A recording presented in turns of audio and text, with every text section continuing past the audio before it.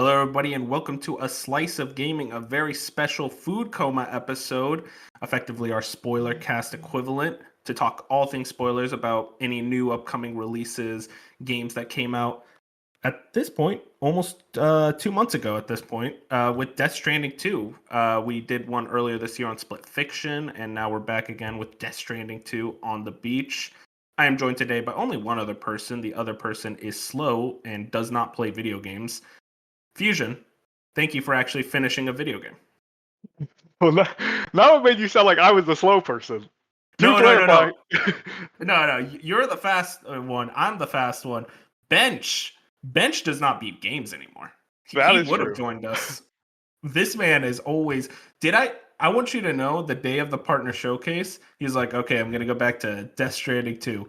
And then he was like, I'm gonna start up Octopath Traveler 1. It's like, bitch, what?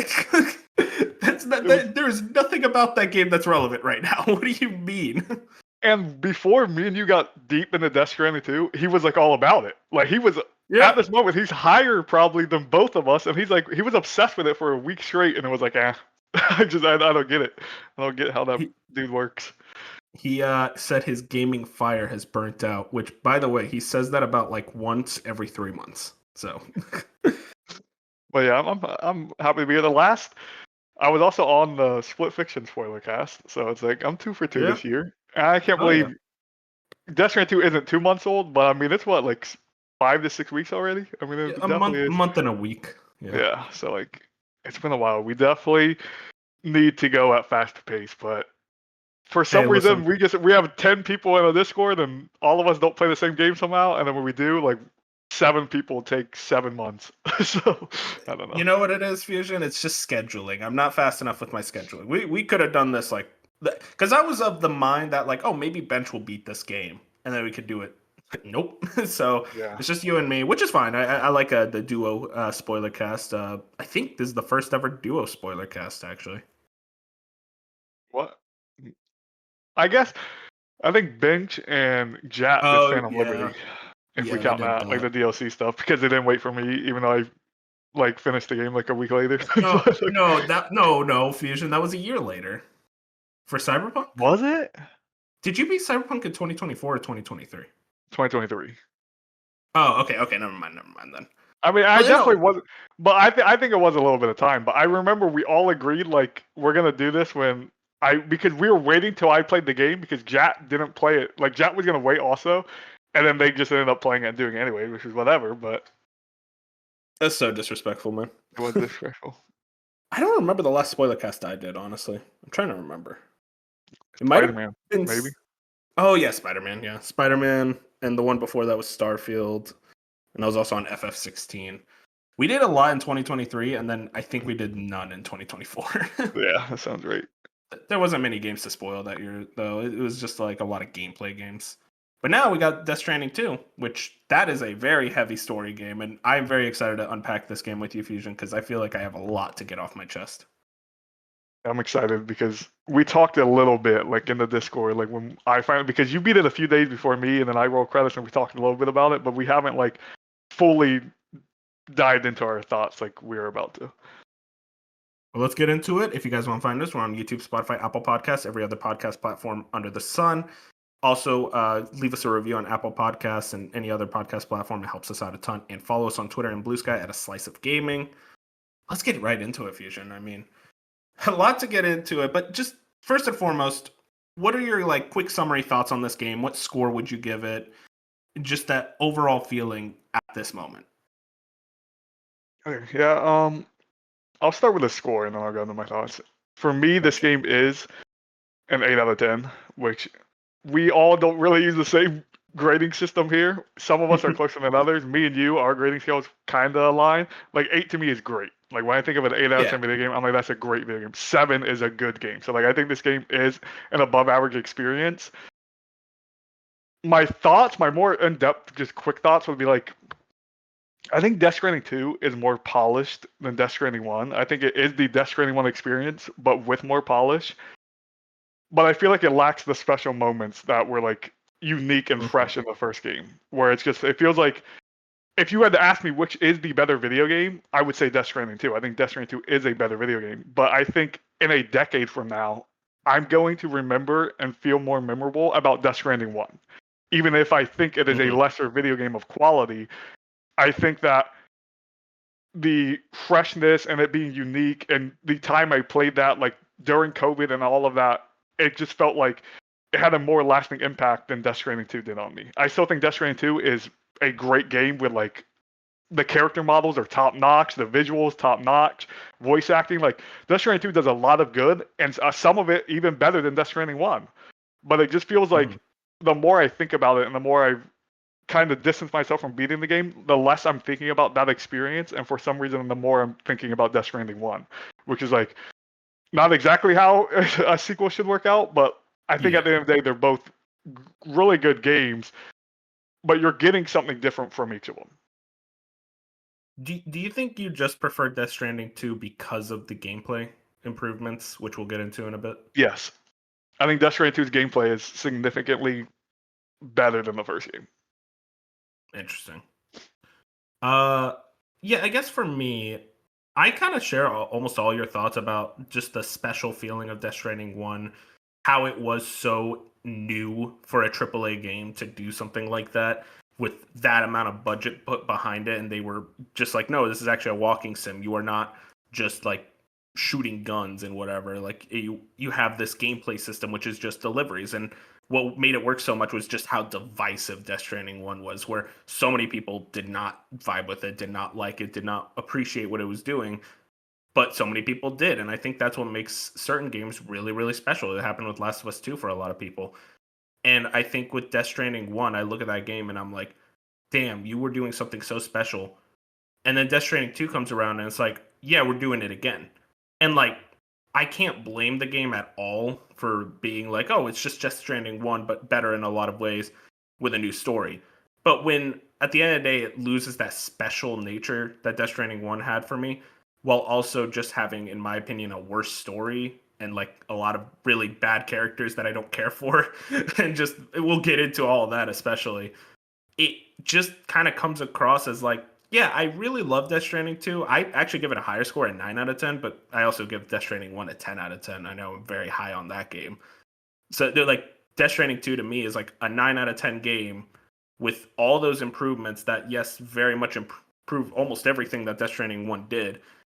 But it being a sequel is almost just given a disadvantage, which I know isn't really fair, but it's just, I can't really go against how I truly feel about the game, which is like, yeah, it's just not as special. It's just a sequel to Death Stranding, a game I already really loved, with improvements in a lot of places, but also some things I really was not a big fan of. And I'm right there with you when it comes to thinking about Death Stranding as a franchise. I'm always going to go to 1 first. Yeah, it's that hard thing with sequels where like especially sequels of a very unique game. Like Yeah. with the Uncharted sequels, like Uncharted, there was nothing unique about Uncharted. Like I love Uncharted. I'm not saying it's bad, but like there's certain games like Mhm. even God of War 2018 to Ragnarok, it's like there's certain games where it's just like Death Stranding's gameplay loop. The first one was so special and so unique that when you get another one, that specialness wears off. It's like part of that first Yeah. game's experience was the uniqueness and the freshness of this. When you get it again, compared to those 4 Uncharted games, you knew what to expect every single time. And it wasn't like a unique and special experience, but those stories and everything was the breakthrough point in those games. Where it's just like Death Stranding 1 was so unique. First time many of us have ever played a game like that. So Mhm. by the time we get around to Death Stranding 2, and it's like, okay, it's just more of that, better gameplay, maybe not as cool story, like specific things like that, it makes you feel, I think, harder on that sequel compared to, again, a sequel to a less special first game. Yeah, and you can't even blame them for like, oh, you should have changed things up. It's like, why would you change things up? Like it Yeah. clearly worked. I think about that with God of War Ragnarok. It's like they weren't gonna change things up just for the sake of changing things up. It wouldn't have made sense. But it's just hard to, as a player, not feel the specialness wear off a bit, especially by the second half of the game, where I'm like, okay, I kind of get it at this point. Let's get into the actual like meat and potatoes of the discussion. I wanted to start like with the gameplay stuff and then move slowly into the story, which I think is the thing we're gonna really deep dive on. But just overall thoughts on like the gameplay changes, improvements, gunplay, the actual delivering, new materials, vehicles, all that. Like, what's kind of just your base level? Like, I am a big fan of these things, not a big fan of these things type joint. Oh, yeah. For gameplay, I think this is where the game improves the most from Death Stranding 1. I think I wouldn't say really like the shooting. I still think the shooting's great, but it's better. Like it's a better improvement. Yeah. I think the stealth system as a whole is a lot better. I think the way you can take out outpost is a lot more polished than the first game. I think I didn't hand-to-hand combat like at all. I remember not liking it in the first game. I didn't even really try it in this game, so I have no idea if that improved. I don't know if you Uh, touched it much, it, but yeah, I liked you got like these combat gloves that basically send out like electric shocks towards mhm. enemies. I found that very funny. But Okay. other than that, I didn't really. But there was like beam swords and weapons like that, but they're kind of weak, weirdly Yeah. weak. But when the enemy uses them on you, oh god, good luck. I think I would tie it into combat. I think I like the enemy variety more here. I think the enemy variety of adding the ghost mechs and all of those things, putting them into the game and adding a more element of like, hey, these guns are actually useful. Like I need to use these guns. Where it felt like in the first game, I barely had to use a gun. Like I didn't need to use a gun ever. It feels like in this game, I had to use guns, and I like that. I liked having the gun element, and I like doing the stealth. But I think from a delivery perspective, not talking about combat, going to the gameplay of deliveries, I think it was Mhm. substantially easier. Like I felt like from the rip, terrain, whatever, I just felt like at the end of the day, the delivery loop didn't change much, if at all. But it felt like you got vehicles quicker, and you got everything you needed to make the game easy pretty quick. So it felt like off rip, like all the deliveries were just smooth, and I preferred that. I know people will push back and be like, well, the first game was so special because you had to walk a lot and you had to not use vehicles and you had to do this and that and that. But like, if I had to do the exact same thing for 60 more hours in Death Stranding 2, I probably would have walked away substantially less impressed by the game compared to being able to, from the jump, make it a lot easier on me. Even though some of those roads took Mhm. way too much, way too many materials. Dude, it's actually like I'm thinking like because you can have shared materials with other porters. These motherfuckers ain't doing anything. Like they're like donate like 20 ceramics. It's like I need 2,000 more, dog. Yeah. Yeah, no, But I think I'm with you just overall with the gameplay improvements. It's like, yeah, it's very much a lot better in almost every way. I think for me, it gets to the point of almost kind of breaking the game. And this is kind of the next point is like how much easier it is to deliver the like kind of battle against the terrain that I feel like Death Stranding 1 did so well. I look at vehicles in this game and I feel like they are way overtuned. Maybe not to the point of ruining the game because I still do enjoy driving around in this game a ton. But I think it gets to the point of like, yeah, I like building my road network and building like this large like zip line network as well. But it also gets to the point of like, okay, why would I not bring the truck? Like, there's zero reason not to because it feels like it can go on almost any terrain and not really have a problem. Like, to me, the way you solve that is don't let the truck go through rivers without any problems. The fact that it just like kind of stands up in the rivers, it's like, well, okay, this isn't even a terrain obstacle for the truck either. So I really didn't have any reason not to get out of the truck unless I was going through the mountains, which that was a very big change of pace for me where I'm like, okay, this is more akin to what I really liked about Death Stranding 1. And also, it reminds me of how dumb Skillup's point about the lack of terrain diversity peak. I'm like, what do you mean flat? I just wanted to bring that up. I found that point really funny in yeah. his review. But yeah, I just think overall vehicles are just a little too overtuned in my opinion. And I would agree. I think that especially that truck is like you could go basically anywhere with it Insane. except that the snow mountain. I was actually salty because I'm like this truck can go anywhere, and then I'm on this mountain and I'm struggling. Like I can't get where I need to go. But for a player like me who put 50 hours into Death Stranding 1, I didn't want. I guess the game could have used more pushback on the player when it comes to like the terrain. But like honestly, after 50 hours of Death Stranding 1, I did not want to go into Death Stranding 2 and do 50 more hours of having pushback from the game. Like, Yeah. I wanted at this point to be like, okay, I connected all of America in the first game. Sam knows how to do this stuff. Let's make it a smooth ride. Like, give me the vehicles. I made the truck like as soon as I could. I put like 7 batteries on it.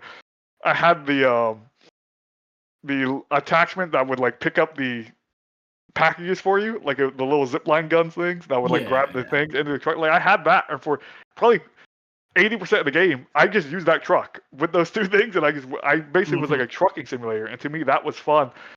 I think where the terrain could have came into more of like pushback and would have felt good is if Kojima actually used more of the natural disasters, which we saw so much in those like so much talk about it and like the before the game came out about like the fire and the earthquakes and like the avalanches and all this stuff. And it's I feel like there's 5 or 6 in the entire game and they're all like story related. Like I never once outside of like going to my next story delivery ever had to deal with a flood that affected me. Ever had to deal with like an avalanche. Ever had to deal with a gatequake. Like they never once affected me the entire game. Even the fire one I only saw once. Like when the meteors came down or whatever. Like that was only one time in the entire game I saw that. And it was terrifying because I was like, I had the kangaroo on my back, like rushing through, and I'm like, shit, like if I have to deal with this more, like that's exciting. And it was the only time in the game. Yeah, and I don't know if I think it might have been that thing of balance where we could be sitting here, let's say he threw that exact scenario at us 10 plus times, we could be sitting here and being like it was too much. Like it was probably that situation where Kojima and the team was like, we don't know, we can't find the direct balance of giving too much and then not giving enough, because if you give too much, then it's going to be way more annoying. I think it's smarter to lean on that, have less of it so the player doesn't feel as annoyed compared to having way more of it. So, I mean, I think they picked the right side to be on. I just wish they found a middle ground to have it affect us more of a player, but also not be annoying. Yeah, I'm right there with you. It feels like just as a whole, if we're going to make cars and like vehicles in general so powerful, it's like I want more different obstacles, aka the weather and these natural disasters. Where remember the avalanche where it appears and it's like, uh-oh, and you just move to the left and it's completely like not an obstacle at all. It's like that's the issue with this game is it feels like almost every weather obstacle in this game is either just used once or kind of a joke. Like I always got notifications for flooding and it's like where? Yep. I don't know where it is. It's like, oh, the water level went up 2 meters. It's like, okay, I'm nowhere near a river. And I just think the game would have been so much more exciting. At the very least, allow us to tune it. You know, like I was playing on the hardest difficulty, brutal, and it didn't really feel like that from it felt like that to a certain extent, where if I even bumped a tree, then it's like your delivery is destroyed. It's broken. It's completely gone. It's like, well, damn, okay. That was kind of annoying. But other than that, it's like it didn't really feel that much harder than normal. Yeah, I think especially the flooding. I thought flooding would be so cool because I remember, again, them talking about it pre-release. They were like, yeah, the floods, it can ruin your structures. Like you put a bridge here and then like a flood comes through, it can break it. I never saw that once. Played 55 hours, 60 hours of this game. And natural disaster never once affected me in a way that they were talking about pre-release. I thought it would have been so exciting for like a almost like tsunami level event where you see a giant wave and it's like, shit, I need to get to higher ground now. And you just like rush over to the closest like mountain cliff you can and just try to wait it out, or like, okay, let me try to maneuver around it. But it's never a problem. You could just kind of ignore any type of natural disaster or just rush through it. I'm like, there is that viewpoint of, oh, maybe you overtune it. It's like we're coming here like whining like, oh my God, the floods ruined the game for me. But I just think you could have done a better middle ground instead of whatever the current state is. Yeah, I think we're on the same page where I agree. Even that forest on fire, it sounds like it was way more intense for you. Like I had the truck and I just drove. Like straight up. I wasn't on I did not I really was like got that kangaroo and I was like, I wonder if I could put this in the truck. Sure I can. Like I just put it in the back truck and I just drove around the fire. And like it was cool to look at visually, but it felt like there was no tension there. I'm sure you sound like you were on foot, which is what the game intended. It was awesome on my end. Yeah. I was just saying it probably would be a lot better on foot, but like I already had a truck, I already had so much stuff in the truck. I was like, I'm just gonna see if I can put this in the truck. Put it in the truck. And yeah, the fire was cool to go around, but like I had no effect. Like I just drove through it. Like it did nothing. Do you think like a way they could have nerfed the truck is to say like, hey, certain types of things can't go on it, like animals or like any other like thing like that. But even then, I think about that. It's like, well, that would just kind of lead you to not want to collect animals. Yeah. It's like I'm not even gonna go for them then. Exactly. Especially because the animals could only go to the animal shelter. Like so, if you're a million miles away, There's no way I was ever taking that animal like if I didn't have a vehicle, I wasn't taking the animal all the way back. So it's Exactly. definitely I think there is the balance of having to do it. I don't know. I guess because I didn't use the trike a lot, but my brother used the trike like the entire game. He was obsessed with that thing, and he's like, so that sounds OP as well. And I know that one was faster and like you could do more stuff, but like the truck was just like I can load so much cargo into this thing and just go from place to place to place that it felt like you said, I did not need to walk at all. And it felt like there was less missions in this game that forced you not to use a vehicle. I remember in that first game, there were so many moments where it's just like you can't use a vehicle on this thing. You have something on your Yeah. back, a body on your back, blah blah. And this game was like, no, you can use the vehicle for literally every delivery. Did you ever use the coffin board when you unlocked it? I did a few times to like go over tar and stuff. I think what annoyed me about the coffin board was the fact that you couldn't take it to non-chiral network places. And I'm like, well, why don't I just take the trike or the truck? Because Yeah. those can go through chiral network places. And it just kind of comes off as like, it's weird how much more powerful the truck is than even the new stuff they introduced in this game. Yeah, and I'm actually surprised there wasn't another vehicle as well. Well, I guess the two coffin board is vehicles is technically weird. a kind of vehicle, but I'm surprised there wasn't like a third option of a vehicle. I guess like the game didn't really need Helicopter. it, but but yeah, like something where it's just like maybe even just a larger truck, because there was a few times where I had the truck so full that I couldn't fit the Oh more yeah, stuff, and I was like, it would have mostly been when nice to building like give roads. extra storage or something would have been nice, but again, that's Kojima trying to find the balance of tension and pushback on the player, so it just doesn't feel super easy. And honestly, it already felt super easy. Yeah. And like I was saying, it's like that's why the Snowy Mountain segment of the game was like some of my favorite parts, like gameplay wise, because it was I'm like running out of stamina. I'm like holding like a shit ton of stuff. I keep grabbing things out in the wilderness of the mountains, and I'm like slowly moving towards the location. And then the song starts playing. It's like, oh, okay, like this is the Death Stranding experience I really value. And then I went to the next place. It's like, why don't I just take a truck? And I took the truck, and it was like totally fine. And I'm like, well, that just completely removed all the tension. And like, I think as players, I don't blame us because there's going to be that pushback of like, oh, just don't use the truck. It's like, why would I not? Like, if you give Yeah. me this tool of this insanely powerful vehicle that could just go through 90% of the terrain and hold all the materials you ever need, why would I not use it other than, I guess, an added challenge? But even then, that added challenge, I would throw in a second playthrough. Mm-hmm. It's like the same people in like I know like I know people in the FromSoft community that would be like for every FromSoft game always has a place where you can like go through 100 different like you can level grind for souls. Like that's just always the thing. Like there's always like the best like Yeah. level the souls, grind for souls. That would be like seeing those places and just not doing them. It's like no, I'm gonna sit here. I'm gonna level up 30 times. It's like I'm Yeah. grinding these souls. It's like that would be the same thing with a truck. It's just like why would I? The game gave me this truck. The truck's fun to use. Just because it's super OP, I'm not just gonna force myself to walk around this entire map and add 40 hours to my playthrough. Yeah. No, I think we're pretty on point with the vehicles. Let's get into the boss fights. This we'll kind of talk a little bit about story here, but like, what did you think of the boss fights overall? I know you have very choice words about most of them. Yeah, I think this is the worst part of the video game. I think Yeah.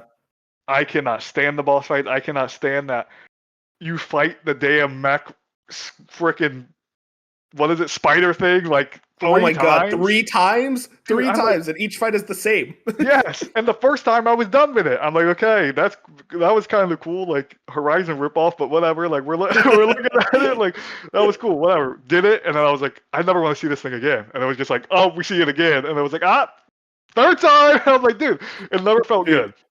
third Never time once. was crazy. Like when you get to the final bridge of that game, Mhm. and it's like, okay, I'm safe. I fought all these insanely powerful enemies, and I saw that motherfucker show up. I'm like, there's no way that I am at the finale of this game, at least what I thought would be the finale, and I see him again.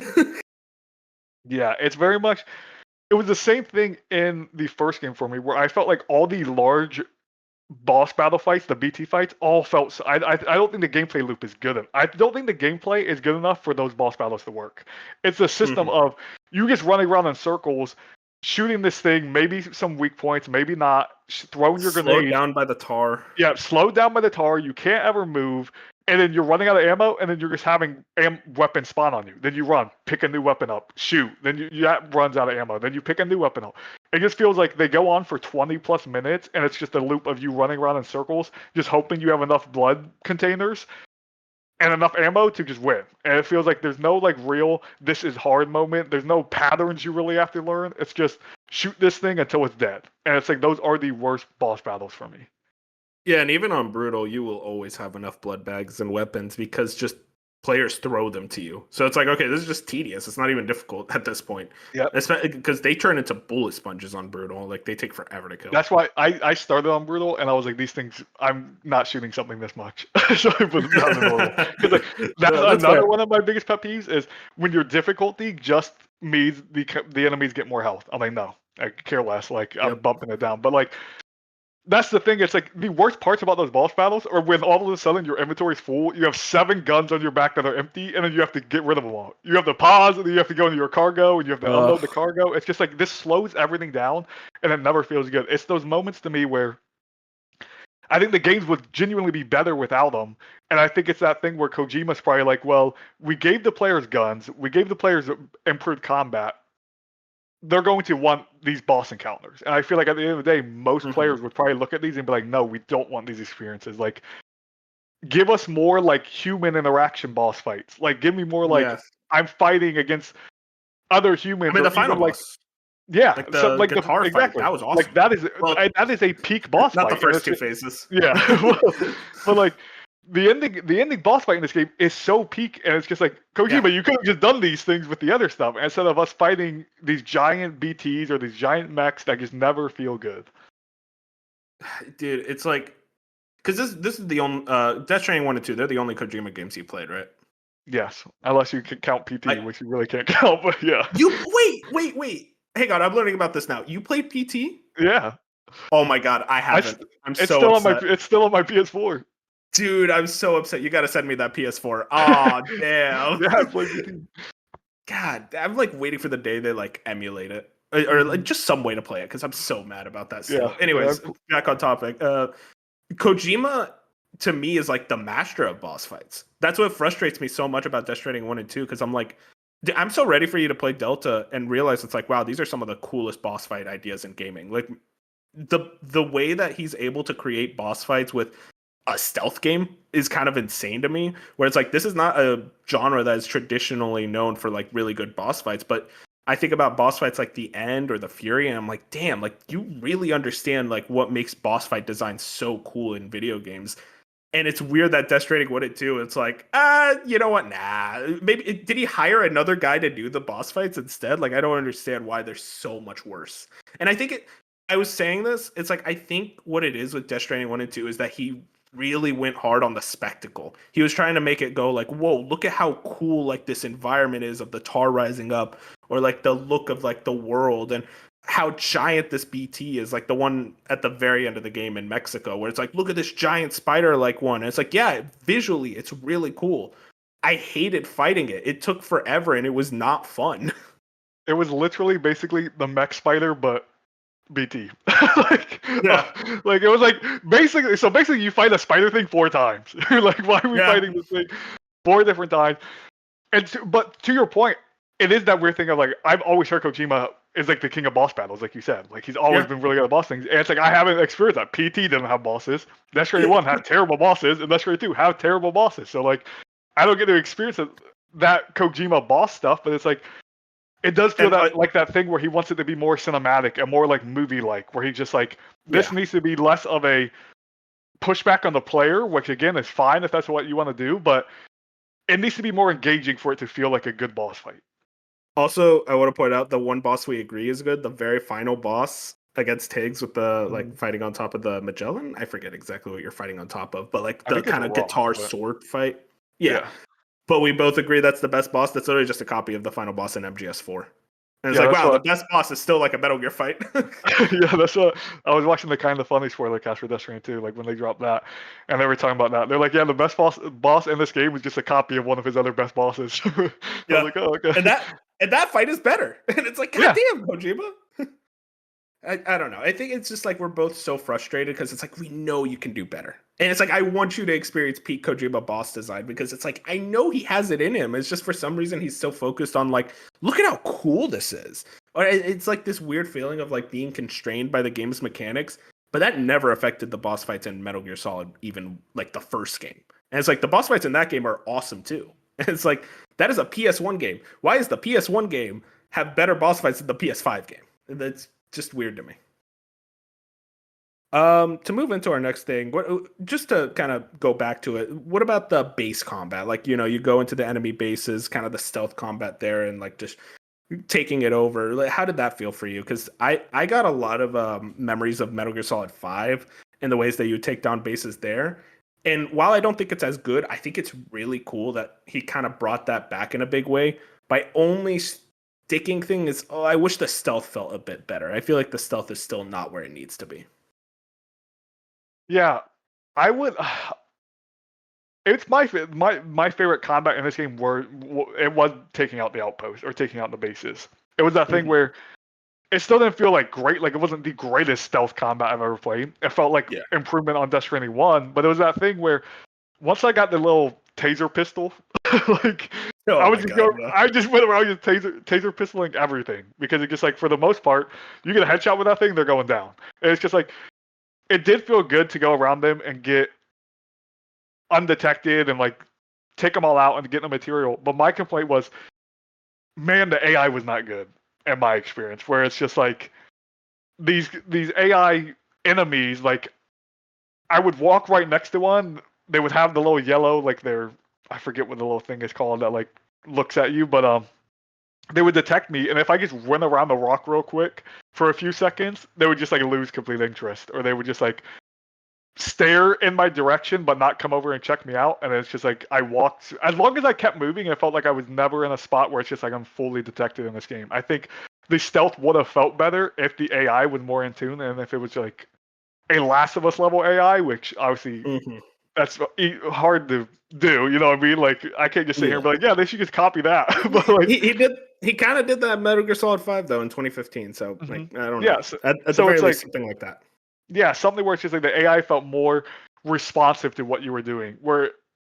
And then my other big complaint with it was, even if I was detected, I just pulled out my gun and I felt like I'd kill him real fast. Yeah, it was so easy to kill. Yeah, that's what I mean. Like I would just pull out I'm like, oh, I'm detected. Let me shoot these people. Like these 4 people left, and it was over. It was done. Yeah, and it's also a thing of like, there's no penalty for killing anymore because all the guns you have are non-lethal in this game. Yep.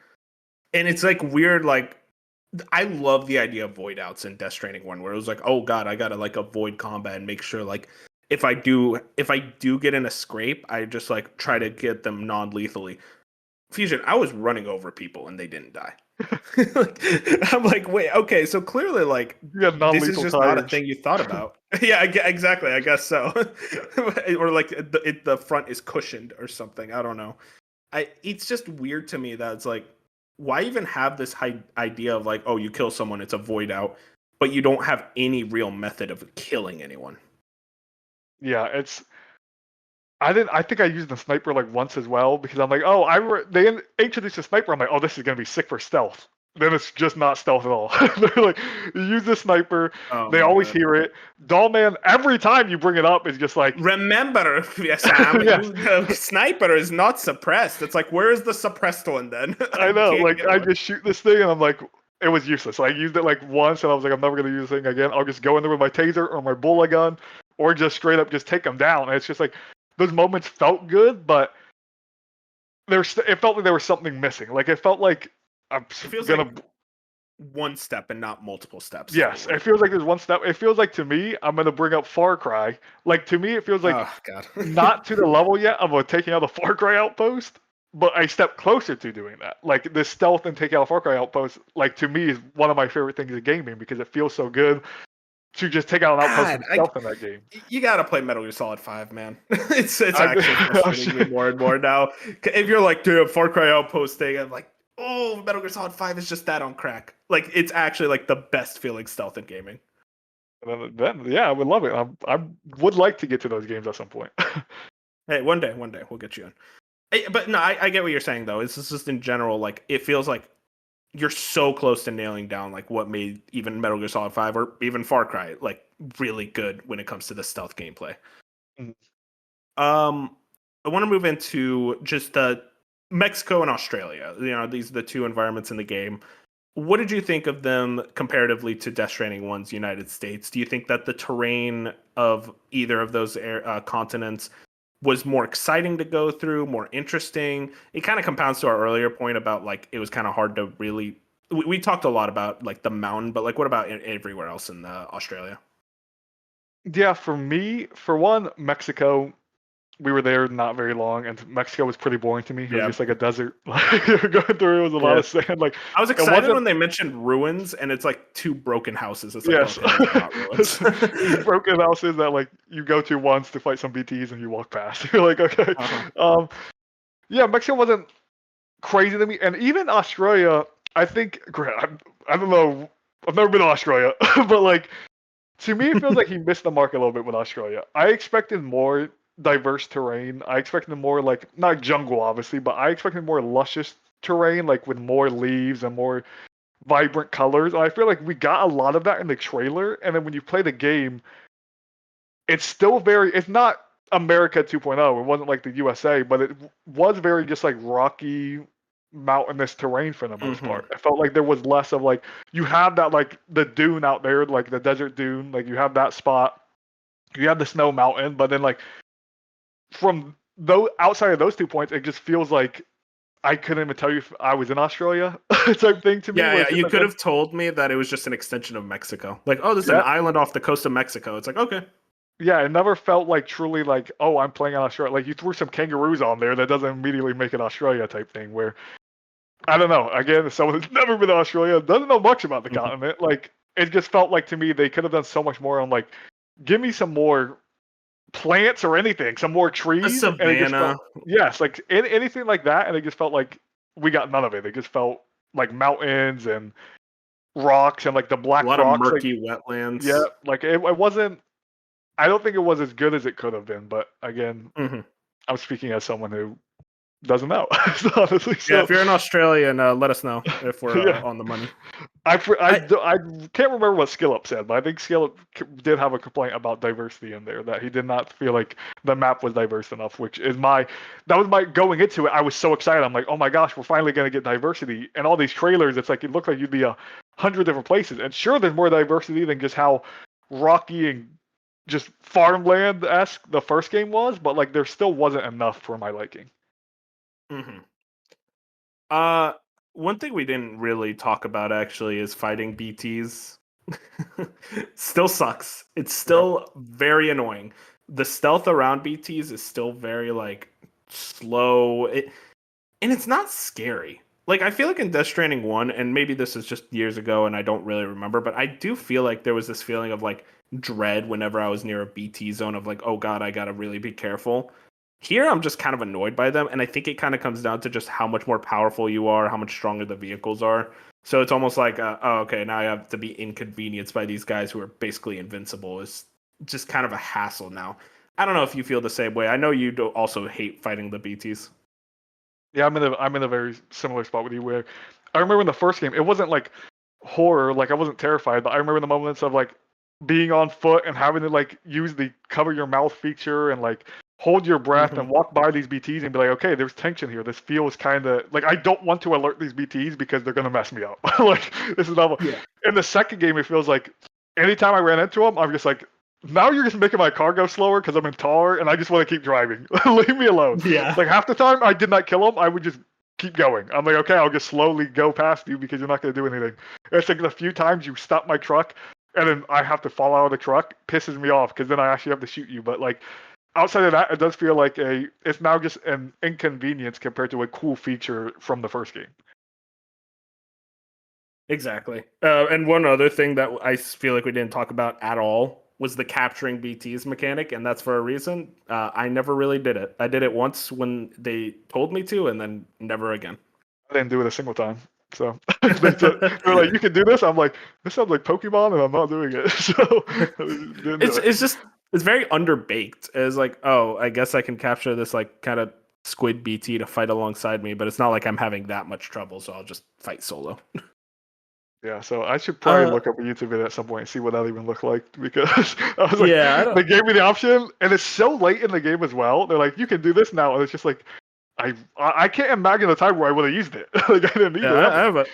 I have a shotgun, and especially, dude, by endgame, it's like you have a bunch of grenade launchers and like rocket launchers. Like every time I knew I was going into a combat, I would just get like 4 grenade launchers and then a couple of those like quad rocket launchers. I'm like, all right, like Dude, I'm the grenade prepared. launcher was so fun. It's I so didn't use powerful. the assault rifle or the shotgun after like the midpoint in that game. I just only brought grenade launchers. I was like, I'm just It's messing so everything up with a grenade powerful. launcher. I want to bring up side missions. I don't know if there's too much to go off of here. It feels side missions basically just equate to deliveries, basically. Yeah, I don't know if there's too much to really. There was the pizza guy side quest. I don't know if you did the second cutscene where they get in a fight. I did. Yep. Yeah, I thought that was very entertaining. But overall, like if side quest is like, oh, you're just doing more deliveries. I I, I think didn't I didn't fully connect the map. There was like a couple of places I missed because I was like, I can't be bothered. I'm done with this game. Not in a bad way, but I'm like, I played for 60 hours. I'm good.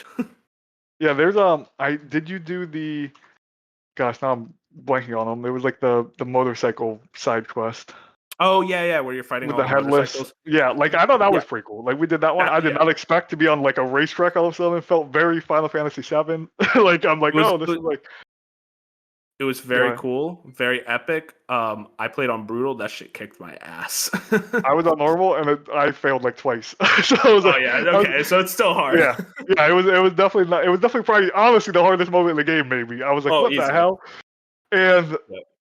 but like those two things, yeah. And then there's the I don't know if you got to meet like they're called the twins and they're like Mr. Impossible or something. I don't know if you ever connected them on the map. Uh, I I don't didn't think so. No. I didn't finish their chain, so I don't know how deep it goes. But like their entire shtick was like they make you do the impossible task. Like you have to go get this thing from an impossible height or blah blah, and you're supposed to like go through all these and it's Uh-huh. supposed to like test your might or whatever. I don't know what happens at the end of it because by that time I was 60 hours in, and they were the last person I hooked up because I did hook up on the map, and they were the last people I hooked up. So I was like, I did a few of theirs and I stopped. They were really annoying. Yeah, I'm sure they're like a celebrity cameo. I don't know. They were twins. I don't know, but like Let me search them up. I would that would have been maybe cool to like seen that saw like go into depth with that stuff, but from like you said, there's not really side quests in this game. There's just like side moments. It feels like where if you take your time to do extra deliveries and pick your favorite like preppers on the side, you might get rewarded with a cool cutscene. Apparently, they're the directors of Talk to Me. This a horror movie? It's an A24 joint. I just watched that last night. Yeah. What the Yeah. hell? Wait, really? Yes, I promise on my life. I just watched that last That's night. That's so insane. funny. Did you like it? That was pretty good. Okay. So yeah, it came out I like can't do horror 3 years movies. So. ago. Yeah, it came out like Oh, 3 years ago. It was on yeah, they Netflix. were YouTubers. Mm. Yeah, no, I remember this. Yeah, it was Damn, talked about when it came out. that adds up so much because that movie like is Australian made. So this makes Yeah. so much sense. That is crazy. I watched that last night. I had no idea. Man, does A24 only make horror movies? I feel like those are the only No, ones I but hear they they do a lot make. of horror movies. But no, Yeah, I'm they do like other stuff. surprised. Oh no, to get back into it, sorry, that was just a weird tangent. Soundtrack. We kind of talked a little bit about this, but overall, I mean, I feel like we had a lot to say about the soundtrack and how we thought it was just less special. Now, when this game was being developed, Low Roar, the lead singer, did unfortunately pass away, so not as much Low Roar music was utilized in this game. A lot of it was back catalog and stuff that was already in Death Stranding 1. And the new musician was Woodkid, and a few others, Jen Hoshino. God, there was Magnolia, the Poets Society, something like that. A few more musicians. What did you think overall of the soundtrack? And do you think that it matches Death Stranding 1's? Do you think it's like, you always talk about like Death Stranding 1 is like one of your all-time favorite soundtracks. Do you think 2 kind of reaches those heights?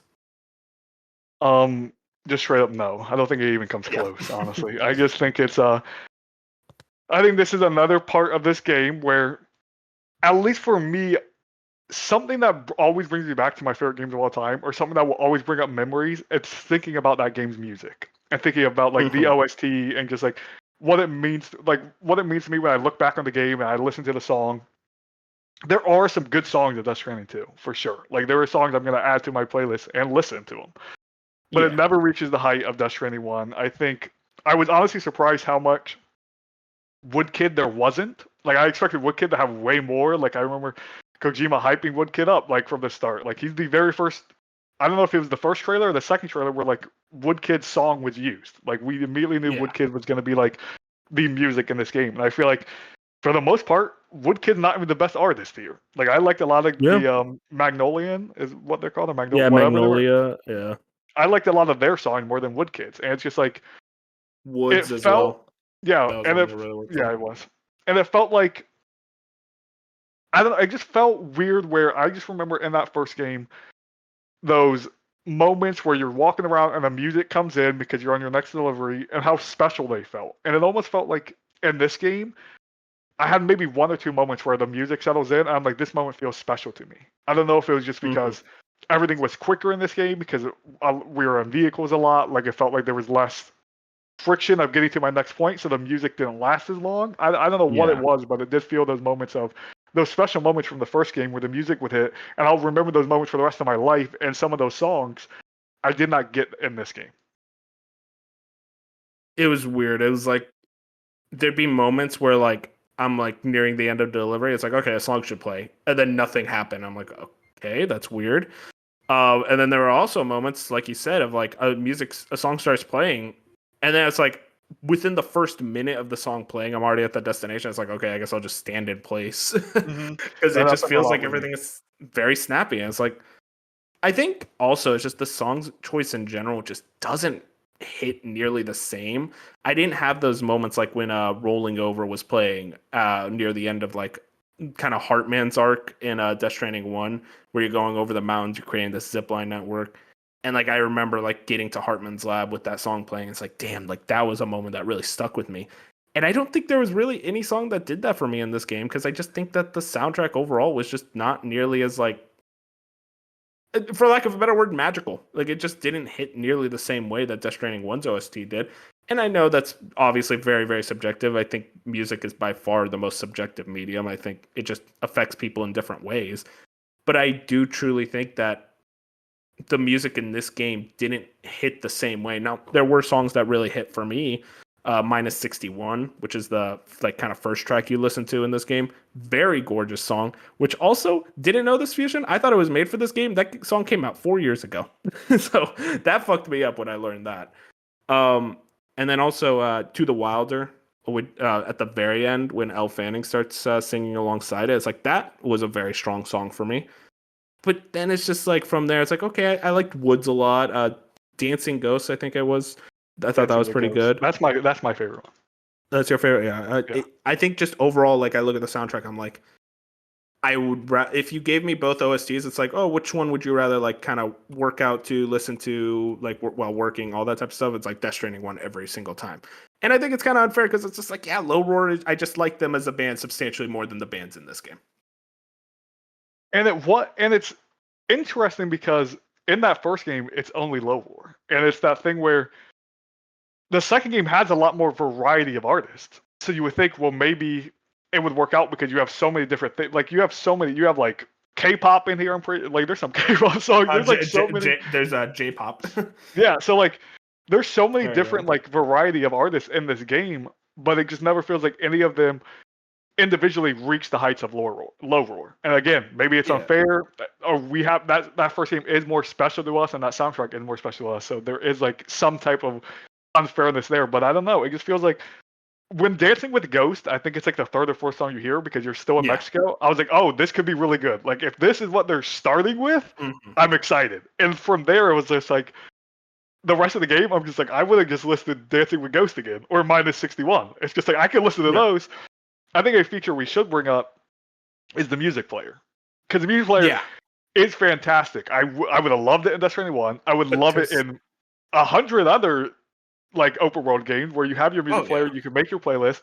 The problem is I would skip a lot of the songs in the playlist. I'd put the playlist together and I'm just like, I'm not feeling this song skip, and I just felt like I would get to the same like 3 songs anyway. So it's just like And it's there's still a so great few show. songs. Yeah, and there is I don't know if there's less songs in the first game. I would assume not, but it feels like there's less songs for some reason.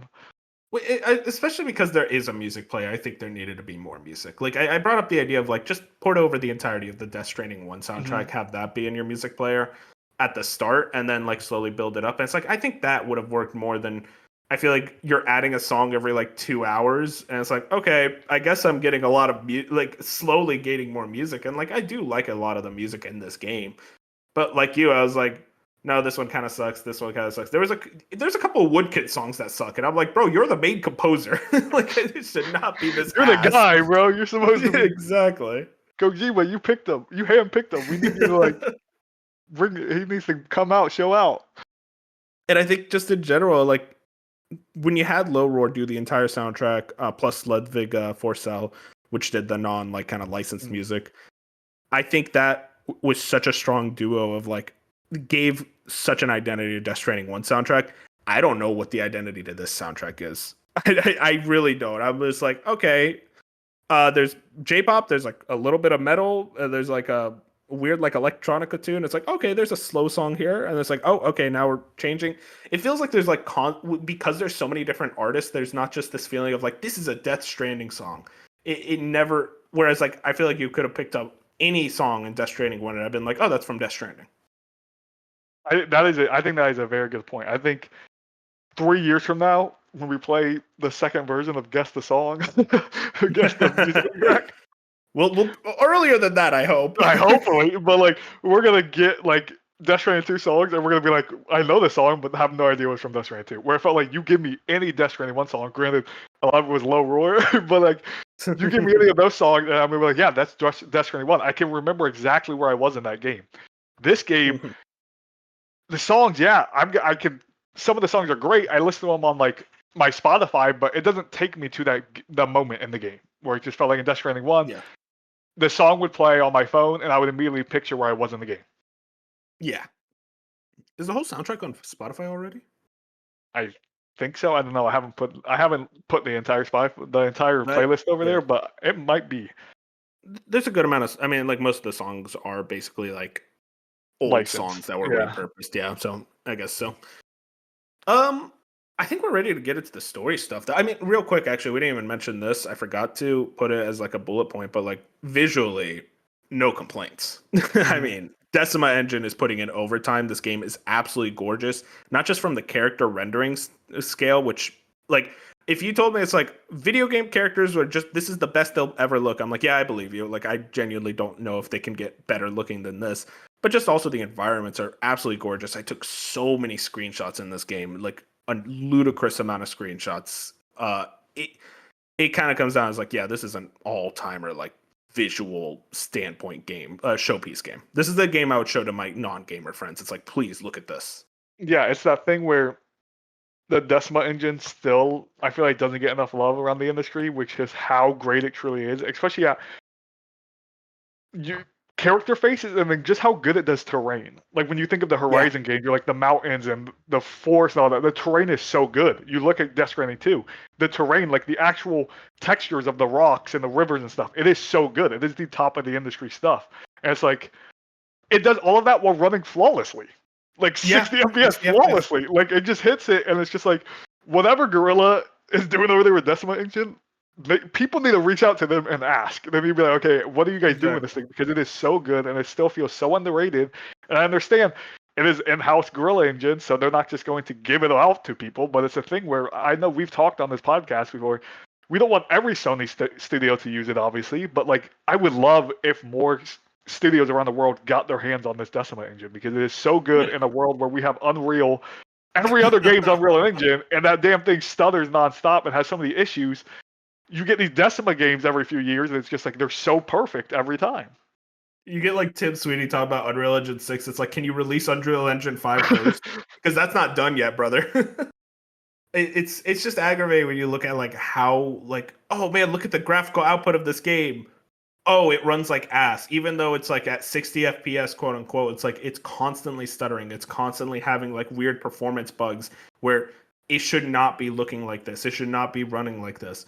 But it constantly happens because the engine is very unruly. It's very much more of an issue I know on PC games, especially because there's so many different like variables on that platform. You get situations like Monster Hunter Wilds where like yeah, that game just runs like absolute booty cheeks. Like it does not run at all. People cannot play that game in a very stable environment, even on their supercomputers. And now you look at something like Death Stranding 2, it's like this is on a PlayStation 5, and yet it looks better than like 90% of like even the top of the top line PC games. It's kind of insane to me.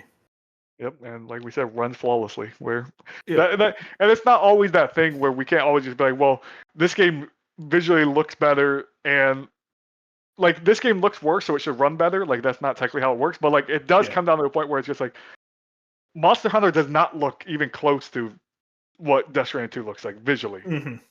And they're doing a lot of different things with the environment and everything going on, but it is that thing where again it's just comes down to the engine and how well you can use it. And it feels like everyone who's used the Decima engine up to this point have just flawlessly done it. Where I don't know, I just wish it got more flowers than it did, but it's also hard because it's used for like 4 games. So like, and a lot of people haven't played the game, so like it's different. Where when people are talking about engines all the time in gaming, like Decima's not going to get brought up a lot because they're just going to think of the ones that everyone's using. Yeah, and I want to point out Monster Hunter Wilds is on RE Engine. I kind of made it sound like it was an Unreal Engine game. That is on Capcom's engine, which, hey, by the way, that's the same engine that was used for Dragon's Dogma 2. I don't think RE Engine is very good for open world games. No, it's not. It's not at all. and I love Capcom. I love RE Engine, but like anything but open world games, I'm like at that point, just like hey Horizon and Gorilla, can we borrow Decima for Monster Hunter? Like that's how I feel. I had one more thing I want to bring up on performance. The loading times are like comical in this game because they don't exist. Like when you're loading into the game, you know how when you load into games, it's like, okay, give it a few minutes. Let me check my phone while it loads in.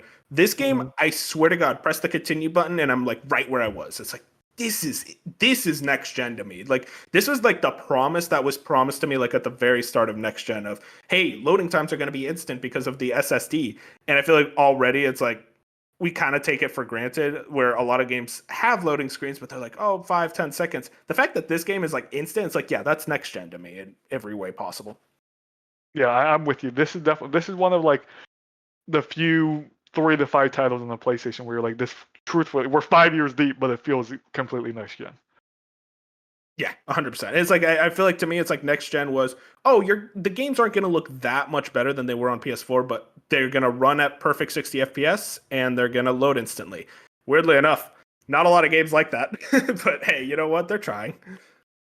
They're trying. Not everyone has the talent to just go out there and put masterpieces like when it comes to tech, I guess. But yeah, at the end of the day, just an amazing engine and phenomenal. There's nothing we could sit here and say about Death Stranding 2 badly about the tech side of it. I feel like we've been like weirdly negative in this discussion. I'll be honest with you, because like I want to point out like I do love this game, and specifically even with my gameplay complaints, like I still really love the delivery gameplay. I love like going to a prepper and it's like let me get some stuff, but it's just so much of that stuff was like this was why I love Death Stranding 1, and it's like Death Stranding 2 is just more of that and in a lot of ways better. And I think to be fair, I think this is how not just even us problem. I think this is just the industry as a whole. When you do spoiler casting games, they almost always tend to be more like negative, even if they're the greatest games of all time. It's just like because you sit here and you want to pick apart the game. Yeah, exactly. You're picking apart every part of a game in a spoiler cast. So like, as much negativity as we have, we still really enjoy the game. Like we're gonna get a story of parts where we really liked and where we really didn't like. It's just how it works. Let's get into the story. I want to specifically focus in on characters first and foremost. Now, I have a bullet pointed of the characters, but old cast, like the returning cast, I guess we'll start with Sam. How do you feel that Sam, aka Norman Reedus, develops as a character in this game, considering like he goes through a lot? It's hard. This is where I think we're going to differ the most. Oh, yeah. I don't like Sam at all in this game. At all? Wow. Okay, well, at all is strong. But Sam is, like, if you were like, count your 5 favorite characters, he's not in the top 5. Like, yeah, for sure. He's like, it's just the thing where I understand the entire point of the game is about grief and him he's not talking. He's very closed in. He's very closeted. But like, there's just so many moments where I'm like, Sam, just give me something. Just talk a little more. And I don't know. Again, this is me just spitballing, and it probably has nothing to do with what I'm about to say. But I can't help to feel that because it's Norman Reedus, he's an actor. He does other things. It just feels like maybe he wasn't in the booth a lot. I'm sure that's not right, but it That's just what's feels weird. like He doesn't do that many other things. Like, let's yeah, be real true. here. But it just I don't know. I don't I am know. with you. I agree, though. It's just that thing of when you use a celebrity, those things come in mind. Where it's just like the thing of like, it feels like he's just never talking at all. Like I just wish there was moments, even with we'll probably get more into it later, but like you have Dollman on your hip. Talk to him, Sam. Do anything. Like get some conversation going. We're getting through. We're going onto the ship, and like the other characters talk to him for a moment, and he just grunts, says one word or something, and then walks past. And like I understand, he's grieving. He's going through these emotions, all of this stuff. But it doesn't make for an interesting character at all. Like, if your purpose is to make an interesting character, which I don't think was Kojima's idea here, like, you can't have his character be almost silent. It feels like Sam says less than 100 words in this whole game, which obviously he says more than that, but, like, I just cannot remember a single memorable point of this game where Sam gave me a piece of dialogue where I was like, yeah, that was nice, but it doesn't happen. I love the what's it called? Because Kojima was specifically stating, like, at least with Death Stranding 1, I don't know if he carried this on with Death Stranding 2, that he wanted the characters to implant themselves onto Sam. So it was like, oh, you know, it's kind of like you're the character, you are Sam. That was the like case for silent protagonists for a long time, and I think the whole industry agreed, no, that's stupid. Silent protagonists are dumb. Let's actually have them talk and be characters. And it's weird that Kojima never got the memo with that, which I want to point out. Sam is very similar in a lot of ways to Solid Snake from Metal Gear, of like very gruff, like quiet, but like the thing is, Solid Snake talks. He talks a lot. The only game he doesn't really talk in is Metal Gear Solid 5, and that's because Kojima, I'll be honest, I love him, was a fucking idiot and decided to recast David Hayter for Kiefer Sutherland, who, like, that guy sucks at acting, and he talked like 3 times because he's a celebrity. That's just a whole other tangent, but like I'm still mad to this day about that. But I look at like Norman Reedus, I'm like, okay, you're clearly trying to embody a lot of the personality traits and vibes of like Solid Snake into what you have here with what's it called? Sam. But what's so frustrating to me is that it feels like he's not allowed to express himself. There's so many moments in this game where I feel like it's like Sam was supposed to say something, do something, talk about a situation, or like kind of like help someone go through something, where a lot of characters are going through very sad sequences and like the other characters are helping them, and it's like, oh, what's going on? And like they're comforting.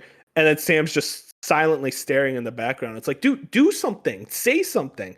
And it really frustrated me. I mean, we're getting ahead of ourselves with spoilers here, where in the end, his own daughter, it's like, oh my God, it's my daughter. And he's so slow to hug her and tell her you love her or anything like that. He's just like, oh, it's good to see you tomorrow. And still calling her tomorrow at that point. I'm like, what are we doing here? Like, this is weird. I feel like Sam should be way more expressive as a character, especially after he went through very traumatic experiences. He would be like the one to like kind of get up and it's like, no, actually, I'm gonna try to be a better guy. Like try to express myself with my unit more outside of like one cutscene where he sings like raindrops are falling on my head in the gruffiest voice possible. Your song, by the way. Yeah, no, song. that's a great song. That's a great song. But I agree. It is that thing where it's just like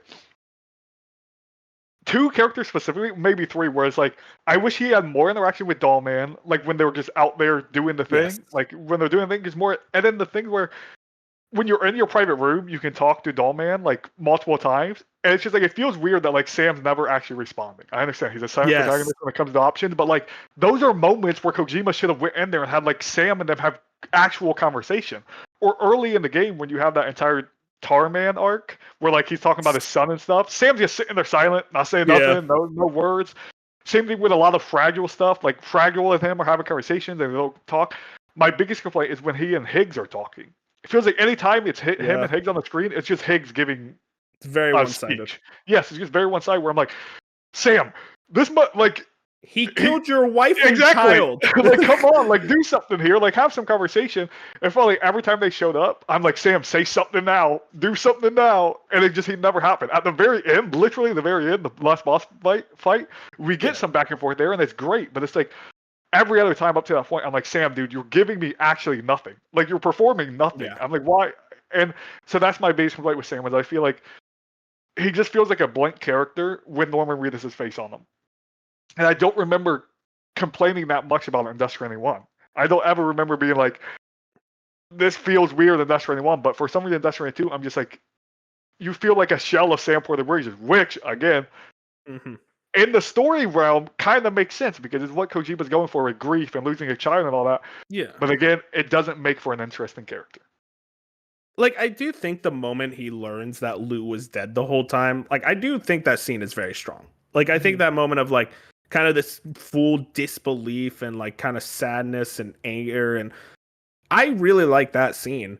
But it also is kind of like, I wish there was more of that. I wish it wasn't just immediately felt like they moved on from it. And, you know, the same thing with, like, Fragile's death, where he was crying. He was, like, very broken down in that moment, and it almost kind of immediately went off. Yeah. Again, there's like, it's those moments where at the top I wanted to say, I forgot to say, I just felt like this game has such high highs, but then it has low lows. Yes, where it's just like, 100%. To me, it's like, if you would have just kept the highs going, or even a solid middle ground for a lot of this stuff, it would have felt so good. But a lot of it is just like, you have those high emotional moments, and then the very next moment that's supposed to be just as emotional, it falls really flat. One strong character I do want to highlight, though, is Fragile. I love her. I loved her in Death Stranding 1, and I think in this game she was also great. Except, I still don't really understand the whole her being dead, but not really, but she is. Yeah. That made no fucking sense. But I think Lea Seydoux does a great performance. I love the little hands on her shoulders that, like, light the cigarette. Like, that as a visual is so cool. I just think in general, like, Fragile is like, yeah, okay, she's still, like, one of my favorite characters. Yeah, she is my favorite character, like, by far. I think this is, in a weird way, a Fragile game. Like, I think a lot of this story and a lot of the stuff here is actually about Fragile. And, like, I think there is a world, this is going to sound weird, but I think there is a world where we could have played this game as Fragile. I think there is a world here where it's just like, she could have been the main protagonist, and I think it might have ended up better. I think her just as an actress, her just as like, her performances are just, they're the best in this game. And every time she's on screen, anytime she has to say something, I'm like, you're the best part of this game. You're the best part of being on the Magellan. Yeah, 100%. She's not my favorite character, though. My favorite character is Higgs, without question. Okay. I think this is Troy Baker's best performance by a large amount, and I know that's controversial. I know you disagree with me there, but I think, to me, I'm like, the kind of, like, cartoon bad guy villain is, like, my favorite archetype ever, and I think Higgs does that so phenomenally, where he is just unhinged and insane. And he has like a little bit of a Western twang to him that I really dig. He kind of reminds me a lot of, like, the Joker in Batman, but, like, almost, like, less in control, if that makes sense. And I also just think that in general, like, again, Troy Baker just does such a good job of, like, playing a villain. And I think he already did a phenomenal job in Death Stranding 1, but, like, in 2, it just feels like he was almost like Kojima, like, said, hey, go off. You can go as crazy or insane as you want. And I just think in general, like, this is by far my favorite part of this game, was just any scene Higgs was in. That's a good shout. I will say, I would think that Higgs is the best performance in this game. I am going to push back and say it isn't his best, but it's... I know. Yeah. I understand. It's definitely up there. It's number 3 for me, where it's like, to me, it is Joel, naturally Booker DeWitt, and Bioshock Infinite. Yeah, of course. Oh, he was Booker? Yeah, he was Booker. Oh, I didn't know that. Okay, I haven't played that game, so okay. Yeah, so, like, he's really good in that, and then I would put this one up right up there. So it's with, like, some of his greatest performances of all time. Of course. And, like, I'm sure people, I didn't play Indiana Jones, but I'm sure people would be like, yeah, Indiana Jones. Anyways, side tangent. It was just like, yes, every time he's on screen, I'm like, yes, like, you're doing it, Troy Baker. Yes. You're doing it, Higgs. Like, you are so good. Especially, we'll probably get into it more later, but just the one part where he's burning Sam alive, just over and over again. I'm like, dude, this is my favorite part of the entire game. I'm just like, you're going so hard, Troy Baker, in the studio right now that like this is what it's all about. And my other complaint is we don't get enough Higgs. Yes. which Yes. is weird. Which is weird because I feel like in the first game, people weren't like a huge Higgs fan. Like I remember reviews and stuff.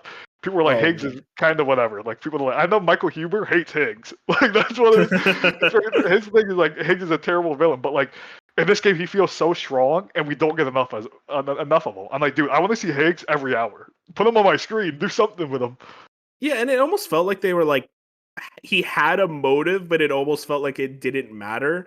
And I was like, okay, what is his actual motive? Like, I don't know why like they're not really explaining that. And I get like I like the idea of just his motive being like just chaos and like not giving a damn about anything, but I don't know, maybe it was a thing in Death Stranding 1 and I missed it, but like I don't really understand why he wants to do the Last Stranding other than he's an asshole. And I personally I think that's the best explanation. It's just like, yeah, he's an asshole, he just wants to kill everything.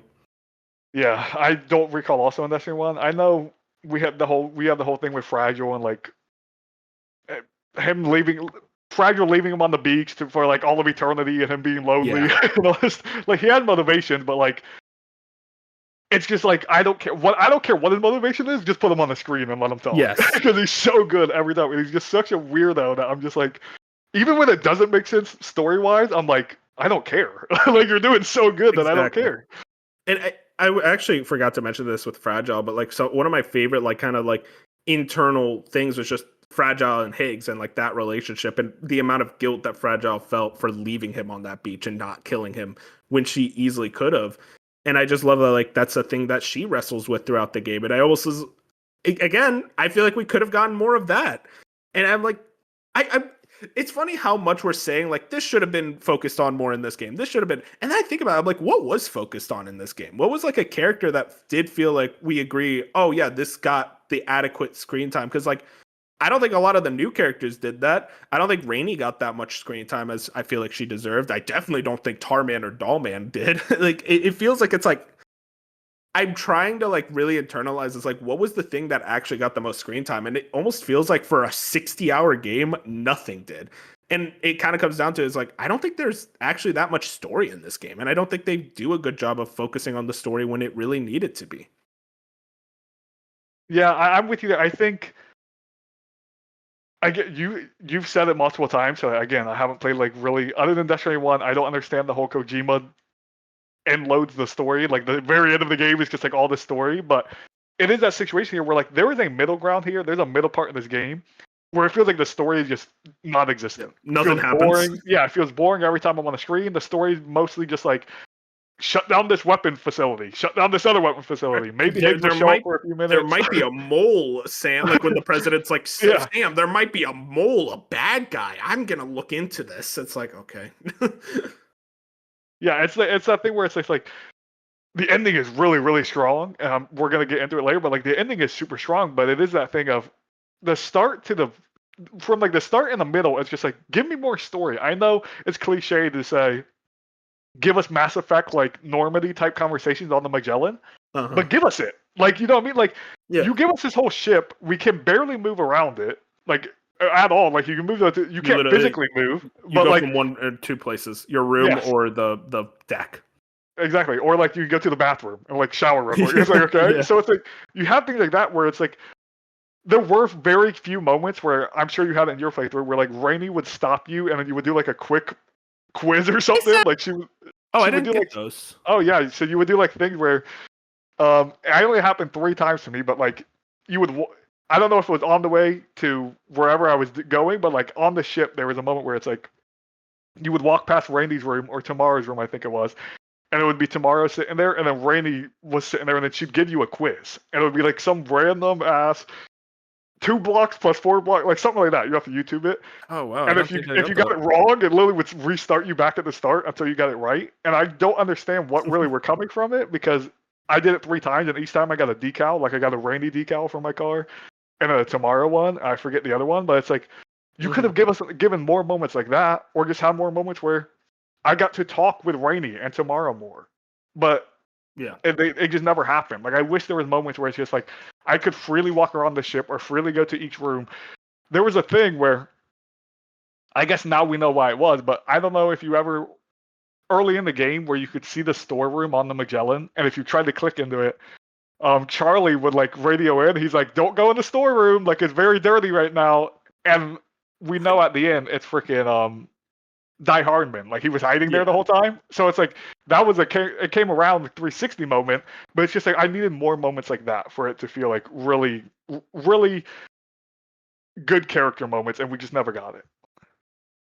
Yeah, I'm right there with you. It just feels like the Magellan as a whole was just kind of underutilized. So conceptually, it just makes sense. It's like, why can't I just go to like the captain's quarters? It's like, oh, let me just have a conversation with Tar Man about something, and he's probably going to talk about the tar currents. I can't wait to complain about him, by the way. Oh my god. The Magellan as a whole, just like, how is it always stuck?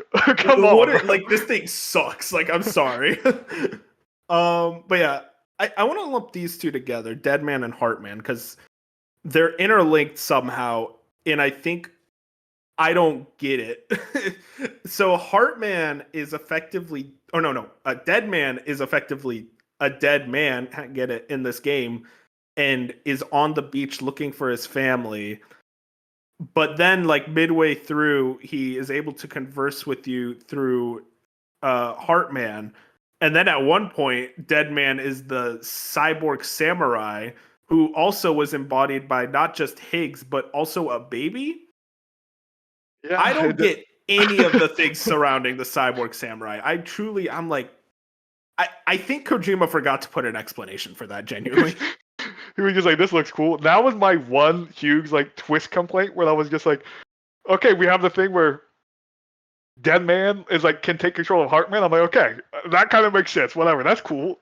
And they're like, also he's the mech, like he's the Big Red. Is that what they call him, Big Red or something? Big Red, like, I guess. I don't know. I'm like, dude, that was terrible. When he like brings down the mask and it's Deadman. I'm like, come on, bro. It could have been anyone else. Could have been so cool. And they're like, it's him again. You're like, what? It makes no sense. It genuinely was just like a thing of, it felt like a moment of, it looks cool, don't think about it. It's like, no, I kind of want to think about it. I kind of want to understand what you're talking about here. But yeah, Deadman, I love the idea of like how Deadman dies in this game, of like that being a moment for Sam to like reconcile with, and he did so much for you in the first game. But it's like another example of just Sam being weirdly closed off of. He didn't feel that affected by Deadman's death, quote unquote, in the beginning of the game, because it was like through a computer screen. And then when he sees him again, he tries to hug him, and then Deadman is like, no, actually, don't hug me yet. And I'm like, what is going on here? Like, I feel like it's like, this was like my best friend in the first game. Like, Deadman was one of my favorite characters in the first game, and it feels like in this game, he's just kind of like, I didn't need you here, weirdly enough. Yeah, it is that thing where, like like you said, he was my favorite character in the first game, and it's just like, it was cool to have him have his moments, but it was a thing where they didn't butcher him, but it was a thing of like, man, you could have gave me some more here. Like you could have went way more in depth with Deadman, or like, I don't understand why the plot was the way it was. Like I don't understand why Kojima went this route. Exactly. Heartman was also kind of a miss for me in this game. Again, a character I really liked in the first game. It feels like he just doesn't do a lot here. And when he does, he always does the stupid thumbs up. And listen, it was funny the first time, but literally every conversation, this dork thumbs up at you. It's like, shut up, bro. Stop giving me likes for just thumbing up. Dude, it's so great. There's a part like near the end of the game where like they all give you thumbs up. Like Fragile gives you a thumbs up. I'm like, dude, like, what is thumbs happening? up is so bad. And then finally Charlie / Die Hard Man. Now throughout the game, Charlie is Charlie as like, I don't know. Did you have the moment when you were trying to select Charlie's voice, did it let you do the other ones? Because I like kind of went immediately for Heartman, and then it was like, no, you can't do Heartman. It's like, okay, I'll do Die Hard Man. What was the third option? Did it let you choose that? I forget who it was, but I tried all of them, and no, it didn't let me choose any. You had to have picked Die Hard Man. So like, yeah, okay. No matter who, very clearly, like, yeah, it's like you have to do Die Hard Man. And then there's like moments, I didn't mind. I love Die Hard Man. So. Yeah, and there's like moments throughout the game where there's one point where a prepper, I'm sure I don't know if you remember, but they have like the social feed or whatever this thing is, like Twitter. Yeah. Like you go in there and like there's a moment where a prepper, someone's talking about like, in the virtual blah blah blah, Die Hardman Charlie got a record, got a high score in this thing. This can't be possible because Charlie can't play. And like, well, it was Die Hardman the whole time. So Oh, that like, makes sense. he was in there in the virtual labs like practicing or something. But yeah, when they reveal, like when he fully comes out, I was like, dude, I love you. I love this character. So like, that was a good character moment. Yeah, that's one thing I do want to shout out like right now. Like that scene of Die Hardman coming out as Charlie and like doing like BB's theme with a dance number and techno. I think that's like top 5 scenes in this game, maybe top 3. I was dying of laughter. I could not believe what I was watching.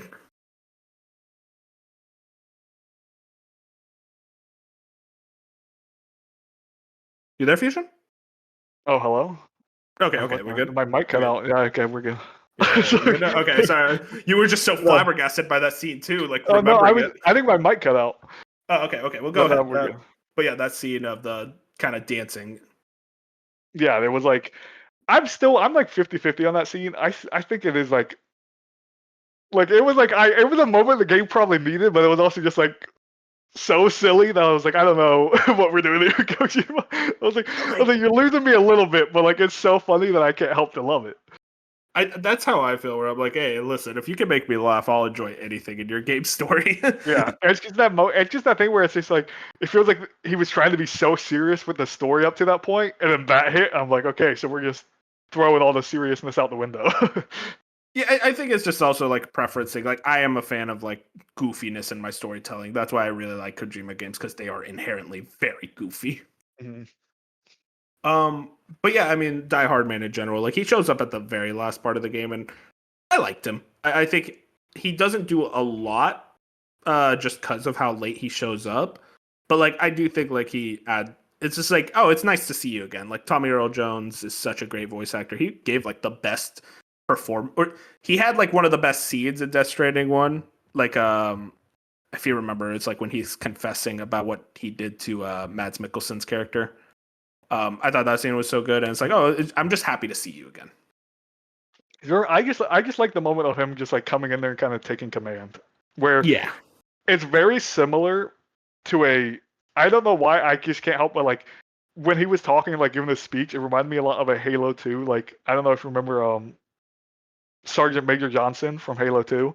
Like he has a speech in Halo 2, and it was just like it very much gave me those vibes of I'm just some badass dude that's gonna go in there, like some military background, and he's just gonna tell you how it is. Like he's like, this is the plan, this is the goal. You are the group of people we're gonna work with, and we're gonna get it done. I was like, yeah, that was a good speech right there. It's like, it's good to see you, man. It's like, God bless, I am so ready to fight. I know. It's good to see someone on the ship that like has their like mind on right. So I don't know. Yeah. Someone who's normal, I guess. Even though he just broke out in a whole dance. Yeah, kind of normal. I don't know why he did that dance, but I'm like, yeah, this is good. I like it. What's it called? What am I missing here? Oh, okay. I'm just trying to get back on track here. Let's get into the new cast of characters. I don't think there's any other returning characters, at least like major. So to get into the new cast of characters, what do you think, like just overall of the new cast of characters before we get into the specific character profiles? I like them. I wish I loved them. Yes. But the game doesn't give me an opportunity to love them. Underutilized is how I would say. Yep. That's exactly. Go on. I was just like, I saved the 3 in particular that really bothered me for last. But yeah, no, what were you gonna say before that? I was just gonna say, like, there's not enough moments, especially with Rainy and Tamara, where I'm like, dude, I want to love them so much. Like they're they're always together. They got this girl power thing going on. Like especially when they add Fragile into the mix, and it's like them 3 against the world, and like they're doing cool stuff. And it's just like I want to play that game. Yeah, but it's just like it never fully connects, and it's a lot of it is because Sam doesn't talk to him ever. So like, you never get a real moment, especially except really late game. When they go out on the it's like Fragile, Rainy, tomorrow they go out to grab materials from the Magellan because shocker, it's shut down again. And it's like you have that moment there where it's just like Sam checks on them and we're like, be careful, and they're like, we're stronger than you. Like that's what the girls tell Sam, and it's just like, give us that moment was so good that I'm like, that's when I was like, this game's gonna do it to me. Where a lot of games will do the thing to me where I'm like, I'm not fully loving the story, I'm not loving these characters, but then super late game they give me the best character moments like ever. And then that's all I can remember, and I'm like, "Oh, this game's way better than I actually was." So I was like terrified that I was gonna overgrade this game because of those late game moments of the characters, but 100%. that was gonna side tangent. But like, I wish we had more moments like that, especially with the characters, especially with, to me, Tarman and Oh god. specifically just feels useless. I don't like the dude at all, and it just feels like it is an excuse for Kojima to use George Miller. And I feel Do like, you want to get into Tarban now? Because I feel like we really want to get this yeah, off our yeah, chest. let's He get sucks. He fucking sucks. I don't know what was going on with Kojima when making Tarman. Like you said, I think he just really likes George Miller. It's like, oh, he'll be like the pilot. This man does not talk about anything outside of Tar. He has this whole storyline about like his son that like is Tar or like fell into the Tar, and it's like that's a good cutscene. And then it's like never, ever, ever, ever brought up again because guess what? That was an optional cutscene. So you never bring up. It's like, you ever think about your son, Tarman? It's like, no, he never talks to Tarman about his son or anything like that. At one point at the very like end when like everyone's kind of like in their weird like nirvana state and they're like kind of slowly like rising through the water, if you remember, we see that his son was the cat yeah. that was always on Tarman's shoulder. Never brought up again, never mentioned again, never any type of feeling. It's just he likes licking the tar on my hand. I don't know what his deal is. It's like you add nothing. You are so boring. He's just boring. And every time he talks to you, it's about the fucking tar currents being unstable. It's like, I don't care. And it's that thing where Tarman he can have a connection with Sam because they've both lost a child. There should have been something there where it's just like, okay, we're gonna connect these two character stories. We're gonna do this thing where Tarman can kind of like take Sam under his wing maybe and be like, hey, I know how it feels to lose a child. Let's go through this together. Not once. Exactly. Not once does it ever connect. Not once do they ever really truthfully talk about it from either side. It's just like he just feels useless. Every time he calls, it's just to tell me the Magellan can't work. And I'm like, I don't like you at all. Yeah. Exactly. He feels we were talking about this. It's like if George Miller wasn't in the game, I feel like it wouldn't be a character. It would just be the pilot. And it's just like, some guy. Like Fragile could have just drove the ship. Exactly. Doesn't make any sense. Yeah, it's a thing where again, some of my complaints goes back to it just feels like I haven't got to experience the best of Kojima, I understand, but some of Kojima's ideas to me and decisions always feels like I don't care how this works or why it works, I just want to look cool doing it. And it's just like cool, that's awesome, but like as people who are playing your game, we're gonna critique it in ways that like this doesn't make sense or this isn't good enough. And I don't care about George Miller, truth be told. Maybe if this was like someone I care about, I would feel more inclined to like Tarman. But I don't care about that guy, and I don't care about Tarman. So I can't imagine there's it because like imagine you're like the biggest George Miller fan in the world, like Mad Max Fury Road, favorite movie of all time, you know, all that. It's like, oh my god, I'm in love with George Miller. I feel like this game would actively make you dislike him. Which, by the way, he's not even voicing Tarman. Yeah, it's a he's not different guy. just his face. And it's pretty obvious. It's like, god damn, this performance kind of sucks.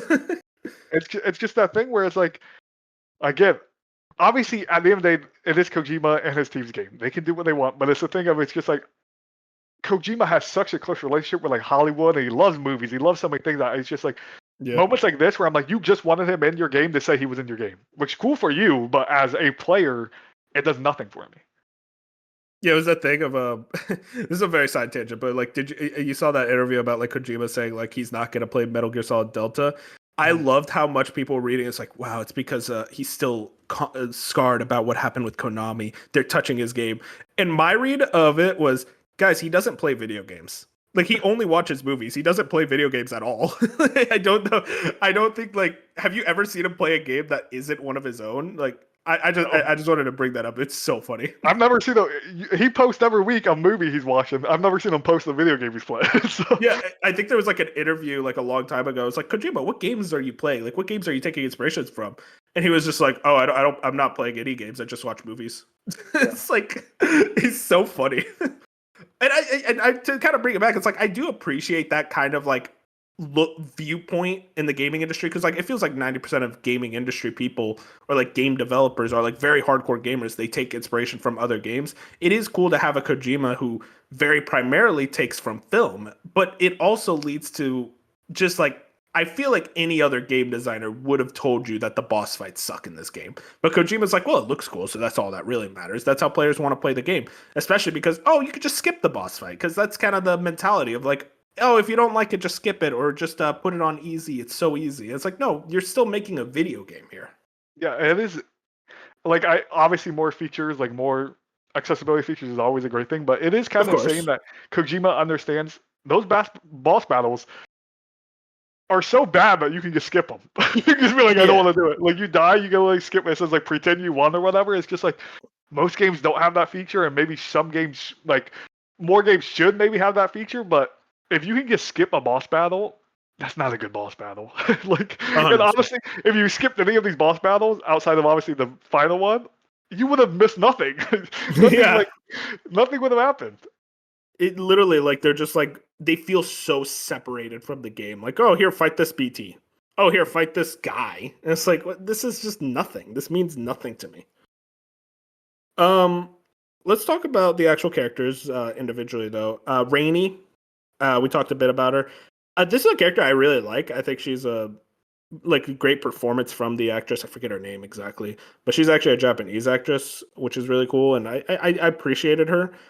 Again, though, it comes back. It's like I feel like she's underdeveloped. I feel like it's like I don't come out of this game thinking much about Rainy, other than okay, she can like control timefall and bring things back. I feel like that's such an overpowered ability that it should be talked about more. And it just isn't. It's just kind of like yeah, she can do that. Yeah, it's that thing again where they introduce Rainey. She has a super cool story off rip. Like, you get really good Yeah, cutscenes, and like you get a whole thing of how fragile found her and like all this stuff, and it's like emotional and like good stuff, and it's just like nothing else after that. Then it's like you never yeah, get more backstory really on her. You never get to talk to her. You never have moments. The best moments with her for the rest of the game are her and Tomorrow. When her and Tomorrow get to talk or like be like buddy buddy, like those are the yeah. best moments with her. But outside of meeting her and how cool her story is, you almost get nothing. And it's just like, again, we're gonna harp on this because every character we go on from here on out, it's gonna be the same thing of we want to love them, but we have nothing to love. Exactly. And I think you brought up earlier, and like you kind of said, it's like oh, I'm not expecting this, but it's like almost like I kind of have to disagree. It's like I should expect this of the Normandy Mass Effect comparison, Mm-hmm. where it's like no, that should be a thing. I should have a thing where I'm able to walk around the ship and talk to Rady and talk to Tomorrow. They did that in 2007. Like this Yeah. is like 20 years almost since Mass Effect 1, able to like walk around the ship and talk to your compatriots about all these sort of things. And I know Death Stranding 2 is not an RPG like Mass Effect. This is like a different genre. But like you can't even just like, hey, you talk to Rainey at this point in the story and like she's like gives you advice. And it's like, oh, you should try this instead. Which I want to actually point out more so, Fusion. This was in Metal Gear Solid 1. Metal Gear Solid 1, you could like call on your codec random characters and they would have things to say about the boss you're fighting, about the location you're in, or about something completely separate and interesting that made you fall in love with the character more. There is none of that in Death Stranding 2, and if there is, it is very well hidden. Yeah, there's definitely. I mean, it's again, it's just that thing where it's like even just a couple more cutscenes, a couple more moments would go a long Yep. way. And like wanting to fully love these characters because like the things you do give us Kojima are so good. Like again, we Yeah. just talking about the intro to all these characters. Every time a new character is introduced, you get a nice intro to them, and it's just like it's always fantastic. Even Doll Man has a really good backstory if you play long enough. I don't know if you played it, but like you can get a Doll Man backstory. I didn't Like get that. yeah, Yeah. you can have a cutscene with them, and it's super in depth on how Doll Man became Doll Man and how Fragile found them. Like they have that, and it's awesome, and that's all you That get. is, dude, that's what's crazy to me though, Fusion, is that the fact that I didn't get them and I played more than you. Yeah. Like I should have been able to get them, but they're not centerfold. They're not the things that they want you to look at. It's just optional. I only got the Tarman one because I'm like, oh, let me read a book. And it's like I got the cutscene there, but I couldn't get Dollman's. Like that's just, I think that's asinine to me. Of like, these are backstories for brand new characters that are major to the plot, and I can't see them unless I don't even know. Like you talk to him enough. I don't actually know what you I want don't to know do. what triggered it. I just there's two. I did you get the other Doll Man one where he dances? There's two Doll I Man try, ones. dude. I kept trying to do that. It didn't. I think it was bugged for me. Yeah, I was there's that actually one. so angry. The Doll Man. I don't know if the Doll Man storyline. I think it takes place after you beat the game.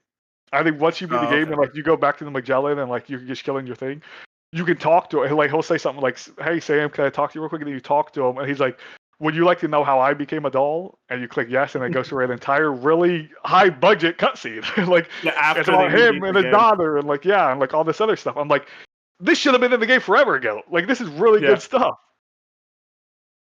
Let's talk about Doctor. Or wait, no. Yeah. Let's do Doctor actually, just real quick. I mean, this is technically a prepper, but like she kind of appears like pretty prominently in the story. This was, I think you said this is the only celebrity you Yeah, recognized. Deborah Wilson, the only one. Yeah, Deborah Wilson, who great actress.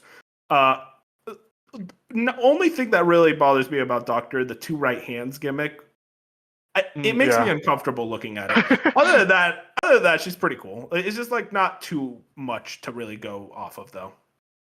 Yeah, again, another thing of I like what they have going on there. I like how she has like the whole relationship with BTs, and she can take the BTs out and like the babies out with the pregnant woman, and like they have cool stuff here that I'm like, this is really cool, and like I get the whole thing of her trying to help Sam out, but she doesn't have enough of it. You know what I mean? Like you only get it, you get her for a few cut scenes, and then after that, like after you leave that establishment, you maybe go back once, and then after that, you don't see her the rest of the game ever. You have no reason to go back there. It's just like she's just out there living, and it's like I wish it was a thing. Again, I didn't 5-star, so I don't know if there is. I was like 4 stars on her, but I don't know if it's a thing where like I just wish when you went back to preppers, especially like her, who's adamant in the story, like she has a part in the story that when you showed up, they would give you more than just, hey, this delivery looks nice. Like no, like go on, give me another cutscene, give me something. Yeah, 100%. I got with the VTuber, she gave me a background for my ship, and I was like, well, I mean, I feel like I would have had more than that, but sure, thank you. Let's talk about Tomorrow, who is arguably like probably the most prominent character in the story, a major character. The whole twist. What did you think, first and foremost, of the twist that Lou is actually Tomorrow? I'll be honest. By the end, I'm like, I think I kind of called it. I was like, oh, yeah, okay, I it's think just, yeah. that's to me like, yeah, yes, it's a twist, but it wasn't a twist to me. Like I think it was to me, it just was very evident that that was going to happen the entire time. How it ended up happening and how fragile and all that happened, Yeah, I that don't know was what a the little fuck weird. was that. But like, I fully knew like this was going to be. I think before even like 2 years ago when we got the trailers and everything, we saw Tomorrow. I think a lot of people were like, "This is 100% going to be Lou. Like this is how it's going to work."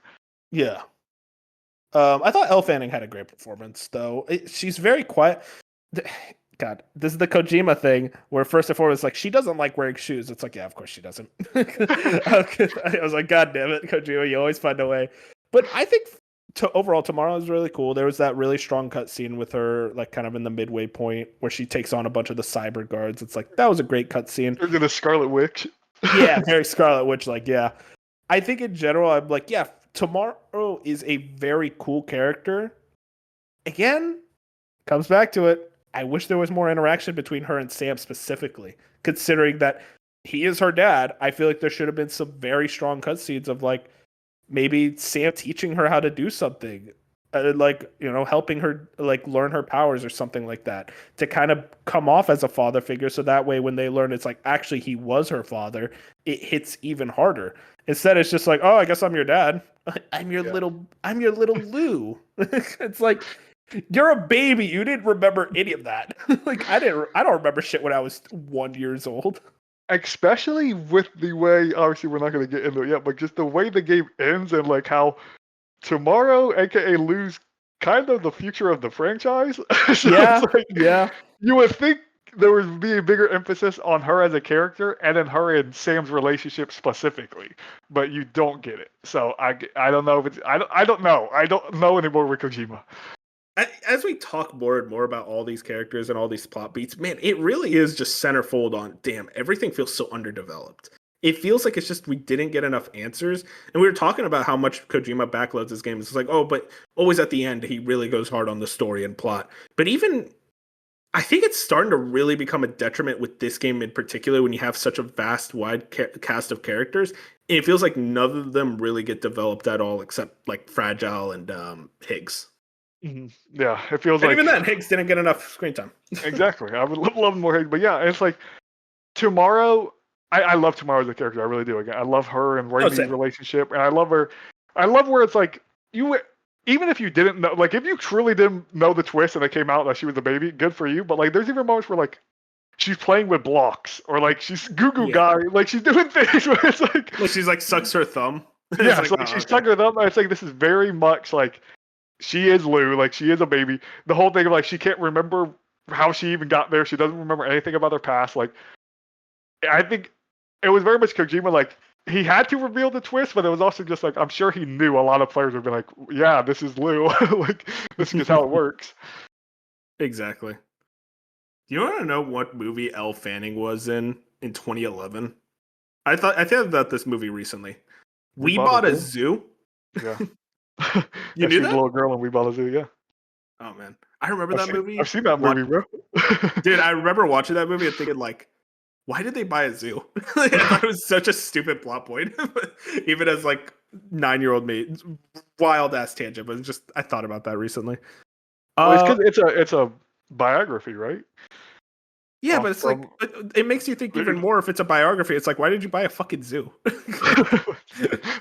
yeah, I don't remember the plot line to that movie, but yeah, she's a little. Yeah, She has long a time. lot. Elle Fanning, I've never seen her in like recent stuff. The only thing I've ever seen Elle Fanning in is like literally stuff when she was a child actor. Like that's all I've Yeah, seen. and dude, that's the thing is like I think her performance in this game is awesome. Like she does a Mhm. great job. Especially if she's the future of the franchise. I'm like, okay, this is good hands. Let's talk about probably the more centerfold characters, Neil and Lucy. Um, Neil, obviously, we saw him in the trailer. Is very solid snake-like with his bandana. Of like, okay, this is very obviously you're alluding to this character. I I am so torn on this character. I don't. I want to let you go first. Actually, I'm curious how you feel about Neil. I'm in. Sounds like we'll probably be in a similar spot. I'm in a spot where like I don't hate him at all, but I don't No, like love him either. I think he's just very much a character where he's there to push the plot along. Like he's there to like his plot points are very important, but it's a thing of all the times where I'm fighting him, hate it. I don't like those combat encounters at all. Like I just again, it's a thing where I'm like your boss like they're very tedious. exactly. They're not as bad as the Big Mac, but they're still not Oh good. no. Like they're not like great things. So it's just like when I fight them, I'm like whatever. I just want to fight you to get your cutscene. I thought the Honest- last one was very cool visually, Yeah, it but I'm right was. there with you. Like, I think just like again, it's that thing of like, God damn, you're really good at visuals, Kojima. I just wish the gameplay was fun. Mhm. But like all the cutscenes with him and Lucy specifically are really strong. Like I really like Yeah, all the cutscenes with him and her like arguing or just like talking, like all the stuff where those two characters on screen together are like they're super strong and super emotional. Where it's just like I wish we honestly got a little bit more of it, but I know yeah. some people's complaints were like they thought we got too much of it. Which I was seeing online, which I don't know how you could get. We I got like three genuinely have no cutscenes. idea. I don't think you can get too much of anything in this game.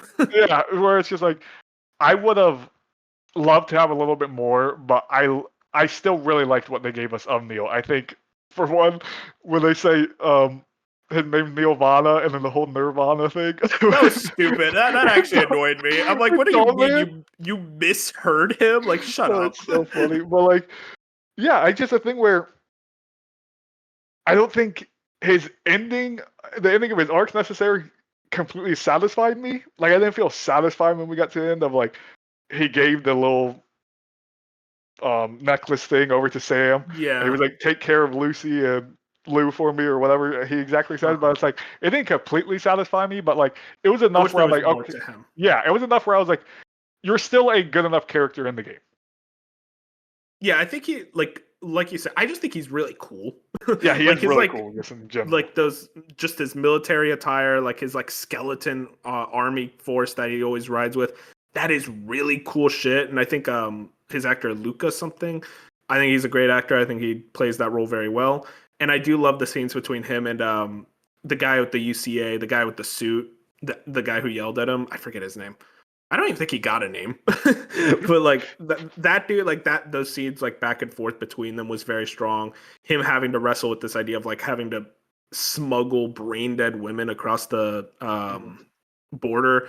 That is a very intriguing plot point that I almost think like you could have gone even deeper into that to learn more about like why he had to do that, like what the emotional toll that it took on him and his relationship with Lucy and kind of the sacrifice he gives of like, oh, I'll just say it's my baby. I think the ending of it was a little like, okay, so they just both die, but it's Yeah, also still very like it is very emotional, and I do think like by far like outside of Higgs, he's probably the most. I wouldn't say my favorite character, but he's probably the character I'm most intrigued by. Where I'm like, I would have liked to see more of him. It almost like not a spin-off game because that would take way too many years to make, but like maybe like a spin-off like comic side story or something. Like I would definitely read read like a little short story about him. Yeah, my complaint that I'm gonna have, which is like not like it's very random, but like, didn't we get which event was it? Was it TGA last year where Kojima just shows Lucy and Neil Oh just no, arguing and talking? it was this SGF. Oh, okay. So like, where we got that cutscene of them like reuniting. It's like, why did you yes, show this? I was thinking that because the first like 2 times we get Neil and Lucy, it wasn't that cutscene yet. I'm like, Kojima, did you really show me a cutscene that was 50 hours into your game, bro? I'm like, what are we doing? I was actually pissed about that when I was thinking back about that. I'm like, I've seen these two characters twice already, and it's still not what you showed me at Summer Game Fest. Like, so what's happening here? Like, how deep in this game did you show me the cutscene of these two people? The That's just a people who random played side tangent. the people who played like 30 hours of Death Stranding 2, which is insane by the way, for the preview event, were literally like, I have never seen this cutscene in the game, and I played 30 hours of it. I'm like, dude, Kojima, you can't do that. Like, now because I know. I guess you would know better than Because me, it's a but major reveal. Yeah. Like, that's what's annoying. It's like a genuine, like, oh wow, she was the girl from the flashback. Which, by the way, that is still insane to me. That like they're cool after he literally left her for dead, which I thought was so weird. Of like, wait, so you guys are like each other now? What? But even then, it's weird. But it's that thing where people have said for years that like they skip Kojima's trailers because he gives too much away. Which I'm a new Kojima fan, so I don't understand how far that goes back. But now it's that thing where it's just like, you didn't ruin it for me, but I'm like, now I'm kind of scared of any more trailers you do in the future. Because I'm like, if you're showing me something 60 hours into your game, what's off limit? It's like, yeah, exactly. Lucy, I mean, there's not too much to go off of here. Like, she was Sam's wife. Had Sam's baby. Of course, like Neil's like hookup. I guess it's implied she cheated on Sam with Neil, which listen, I'm anti-cheating. Hot take, dude, cheating not good. But like, I thought she was like, she kind of served more as a plot device than a character for me. Like, she didn't do too much in comparison to like Neil. Yeah, I'm in a spot where it feels like those cutscenes specifically were very Neil focused. Like, Lucy was there to push along the plot, but it felt more like talking about Neil as a character, where like Lucy was a fine character. Like, we had like there was not much there to like go off of, be like, I dislike or like this character. She was just there. And again, it just felt like a thing where this is going to help us push Neil's plot forward. It does suck the way she dies. Like, yeah, that's how that all goes through, and like how she gets actually shot. Like, yeah, that all sucks, and like it was very tragic how like they were gonna take the baby and like do all these experiments. Like, her life near the end was terrible, but it's like there wasn't a lot there to be like super go in depth with the character. Exactly. I wasn't like invested in Lucy the same way I was with like Neil. Yeah. Couple characters left. The president. So the president of the, what was it, the ACP? He was kind of like the driving force of like, you guys have to do this for me, or like, you're gonna be connecting it for the prepping like situation, like the automatons and robots. And then there's like this midway plot point of him being like, there's a villain afoot inside the Magellan. I'll look into it, Sam. We're gonna talk on private communications. And the whole time I'm like, you're the villain. Like, literally from the beginning of the game, like when I first met him, it's like, oh, he's a bad guy. And guess what? It was actually Higgs. It's actually like, no, Higgs was controlling him. And then there's like the last time you really see the president himself is when the like kind of like cockroaches or whatever crawl out of him, which I didn't like that visual as someone who does not like bugs. That did not do a lot for me. But just in general, I'm like, this was the most whatever character. Like, I feel nothing towards the president as a character. Yeah, did you know he voices Mimir? That's the voice from Mimir? I didn't know. Yeah, same voice actor as him. And he's in the Mass Effect games, but I'm blanking on who he is in the Mass Effect games. It's Alistair Duncan. And yeah. Oh my god, now you're reminding me. He was in Mass Effect. I definitely know that name. This is gonna bother me. Counselor Spartacus. Okay, I thought he was a bigger role than that, but he's Senator Armstrong in Metal Gear Rising, which is awesome. But yeah, continue. What were you guys saying? Yeah, So I was actually kind of into the stuff they were doing with the president for a little bit there. Like I like the whole Mhm.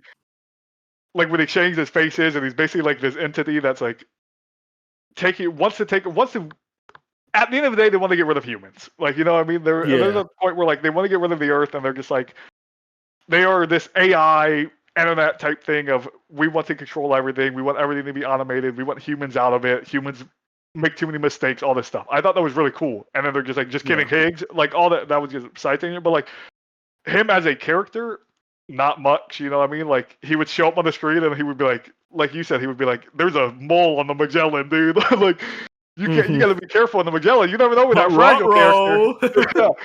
You never know with fragile, the character that's been with you forever, she could really be stabbing you in the She back could be here. the bad guy. It's like, see, that was like when I heard that, I'm like, oh wait, that's an interesting plot point. Like maybe Fragile was. Oh nope, never mind. It's just the president. Yeah, it's just like no, it's just the president who's just an AI kind of thing. That's just a version of like 4,000 human bodies or whatever it is. It's just like it was kind of cool, but then again, another problem. We're gonna keep saying it. It didn't open up enough, and then at the end of the day, it was just like it all comes back to Higgs. And we're like, okay, Yeah. all comes back to Higgs, I guess. I feel like it maybe would have worked better. Do you think like maybe the twist of it actually being Higgs would have worked better in the earlier in the game, or did it kind of need to be revealed at the end? I just don't. I mean, it probably worked better at the ending. I just wish it had nothing to do with Higgs. Like, I wish they would have kept with that Yeah, I wish it president was just AI a thing. separate villain. Yeah, like it should have been like the AI taking over. They don't want the humans type thing. Like they should have stopped there. We didn't need the Higgs to be like, actually, I was controlling them to make the world. Like we didn't need like Higgs already played his part. Exactly. It almost feels like Higgs was because what makes Higgs work in Death Stranding 1 was that he worked in tandem with Mads Mikkelsen's character and just like kind of the overall world in that game kind of being a villain. And like I feel like that worked really well. Whereas like in this game, it's like it's just Higgs. Like that's Yeah. just the asshole. And it's like, it doesn't work nearly as well. And I wanted to save this character for last because this is by far and away the character I was the most disappointed in, and that's Dollman. I was so excited for Dollman Fusion. I was like, oh my god, it's gonna be like Mimir. He's a little doll. He's like kind of animated like Spider-Verse style in the lower frame rate. He looks hilarious. I can even customize his colors. It's like I'm gonna like drive around and he's gonna tell me stories and he's gonna just be like kind of the sidekick. This character, I'll be honest, as I beat the game, I'm like, I don't think I liked him at all. I look at it as like first of all, tutorialization. We need to stop this in AAA games. We need to actually stop this, or at least just let me turn it off.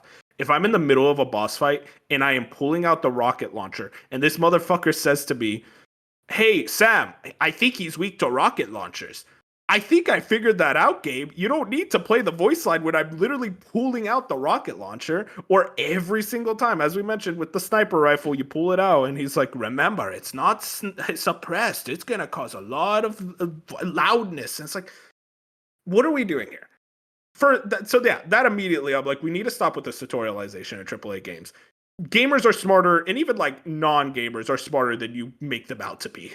I think to me, if I could just jump real quick on that point, go for it. It's that thing where it's allowed to be done once. Like you tell me once at the beginning of the game, the sniper's loud. Not every time the sniper comes out. Exactly. That's where it becomes an issue. It's the thing of like gamers or just people in general are smart enough to be like, hey, you told me once, I'm going to remember. Or make it adaptive where it's a thing where it's like, I haven't loaded the game up in 2 weeks.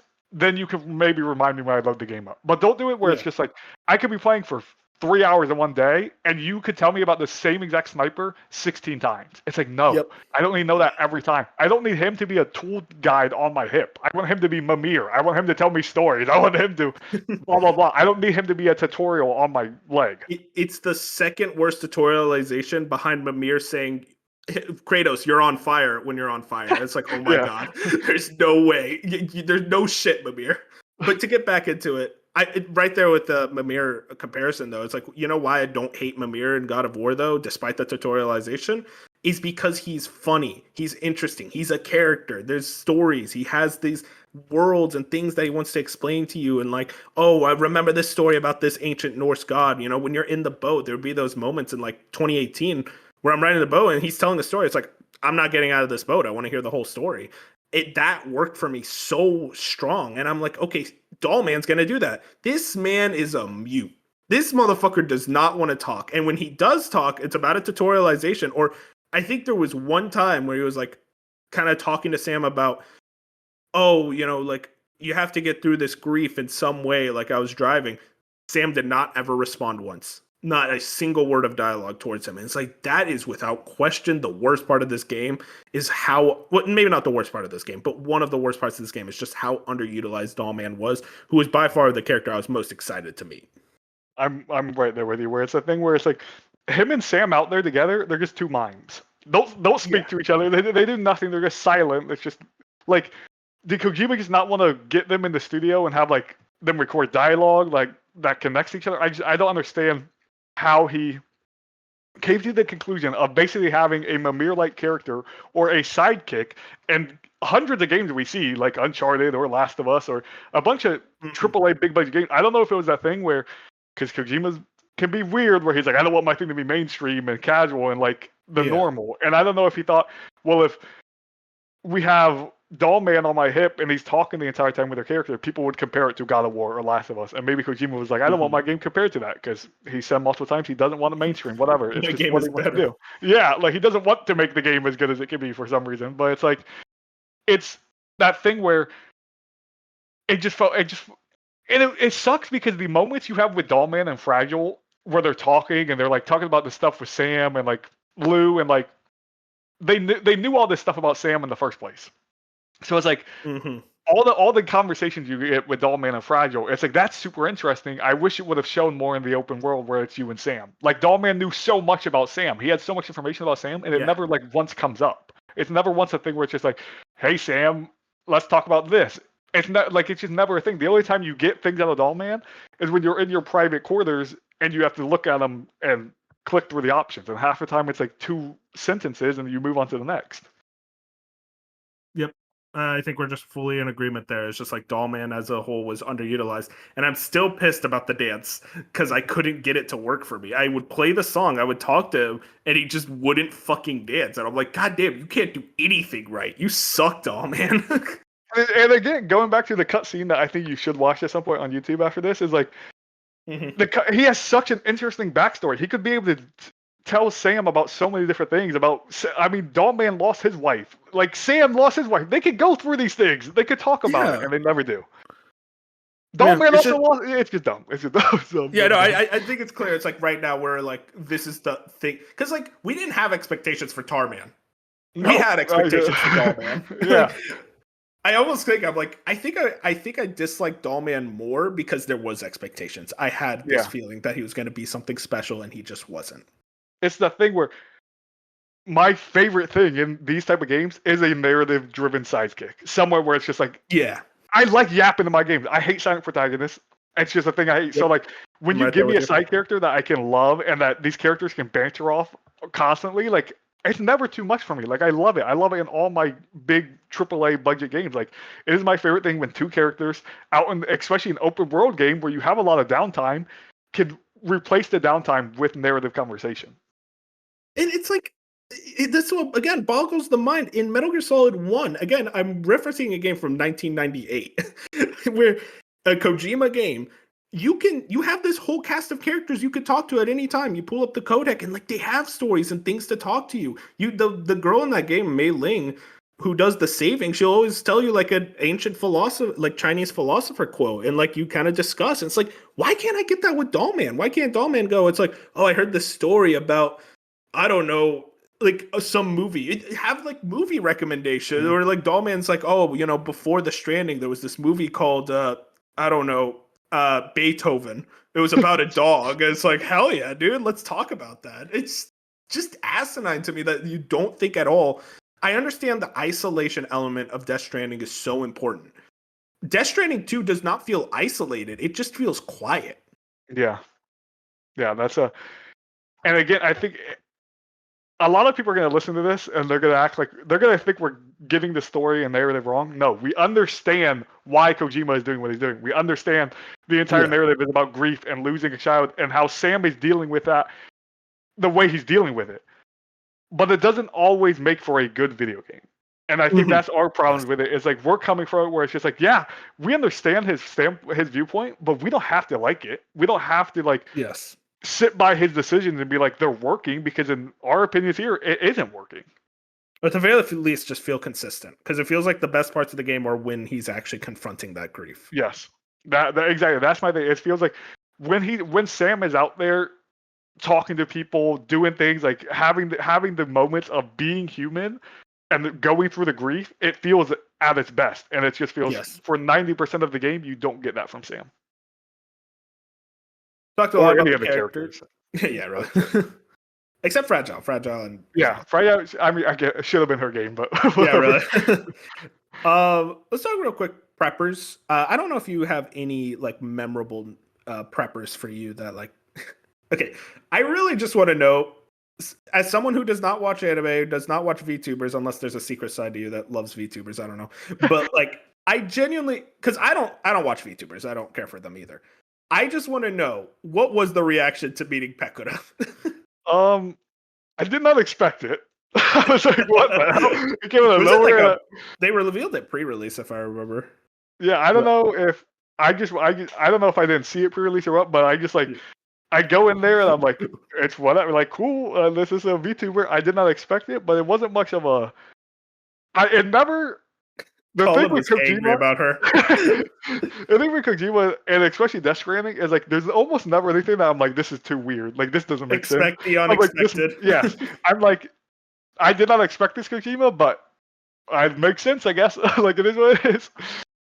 Yeah, I liked how cheery and goofy she was. I was just like, oh, okay, this is kind of cute, but otherwise, it's like, it's just like I was like, I'm more interested in seeing other people's reactions that aren't in the space that don't know what VTubers are. Yeah, and it made Colin's reaction was very funny. Where it's like, I hope she dies.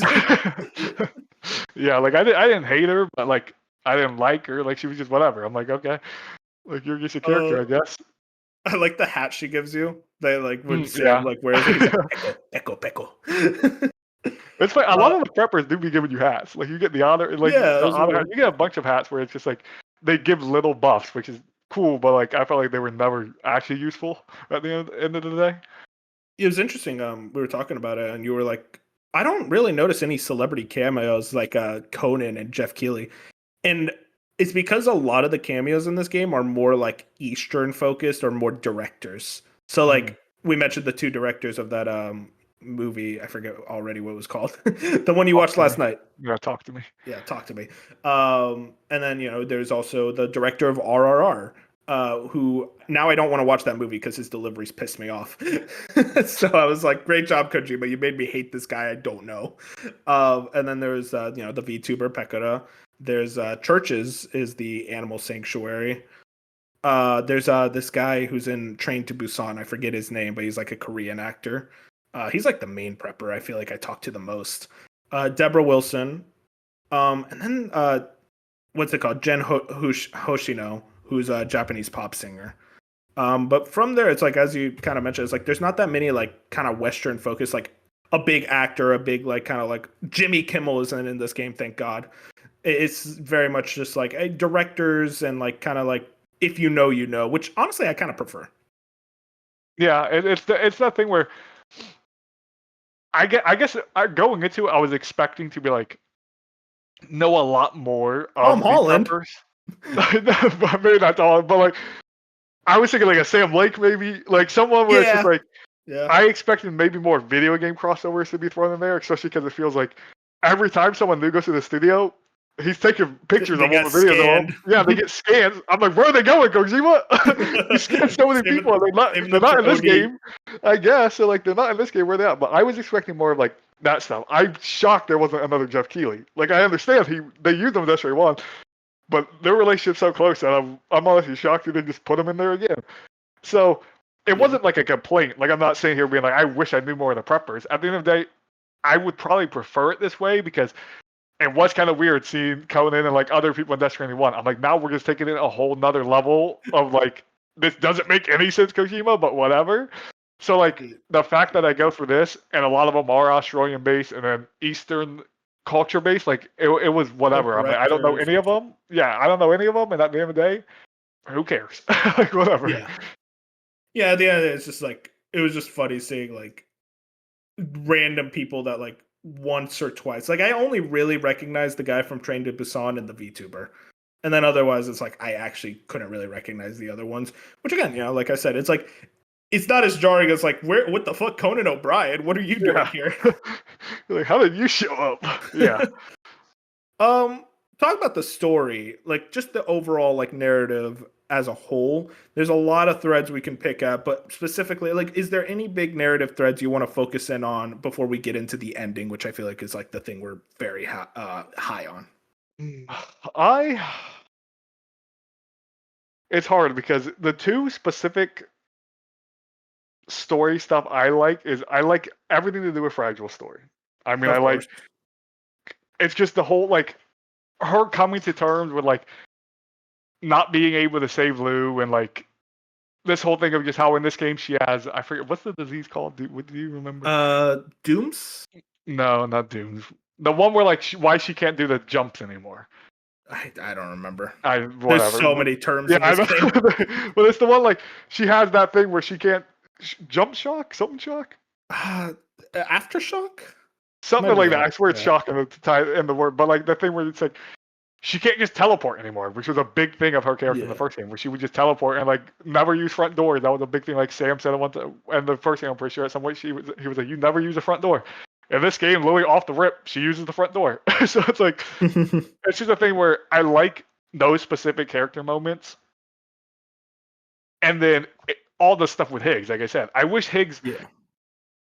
I wish Higgs. We'll get to the actual ending. I wish Higgs ending itself had more payoff of other than just like world destruction type stuff. But I did like this whole revenge thing of Higgs from the main majority of his game being like, I just want to make Sam's life a living hell. He's Yes, like, that was awesome. I just am Especially with out the for burning scene, as we yes. mentioned Like earlier. he's like, I'm just out for just straight vengeance. I don't care what happens. I'm going to hurt everyone around Sam. And all the moments of like Higgs knew he couldn't kill Sam.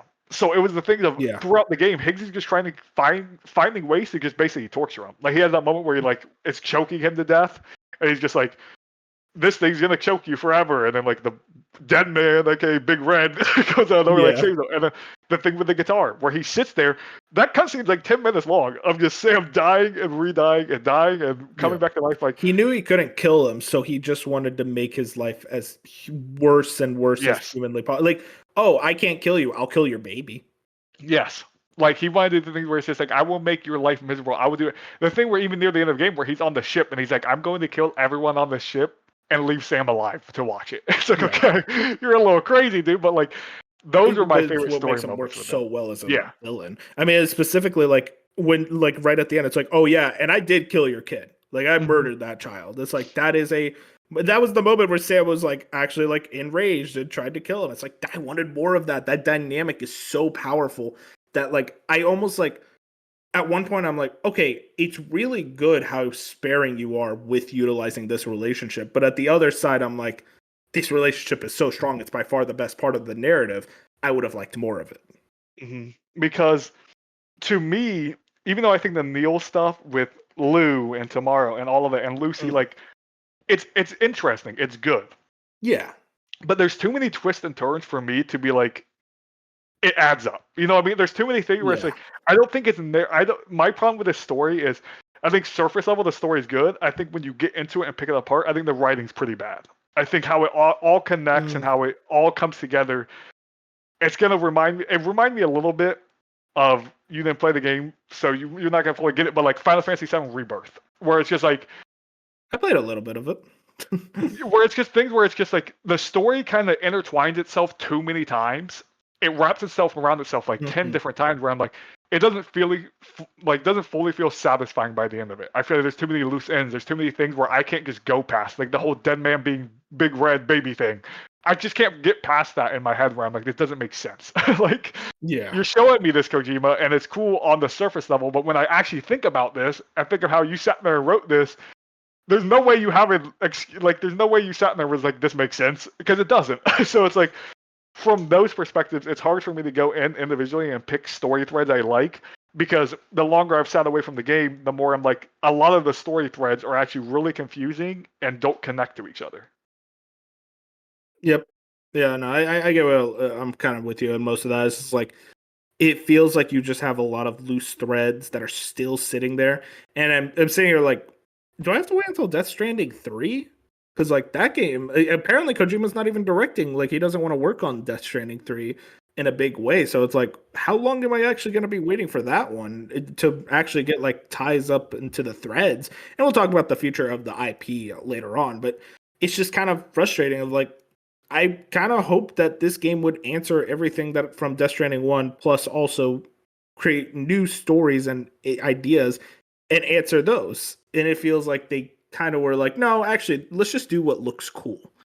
And like, listen, man, it does look cool. We both agree. A lot of the stuff in this game is visually very cool, but it's not cohesive. It just looks cool.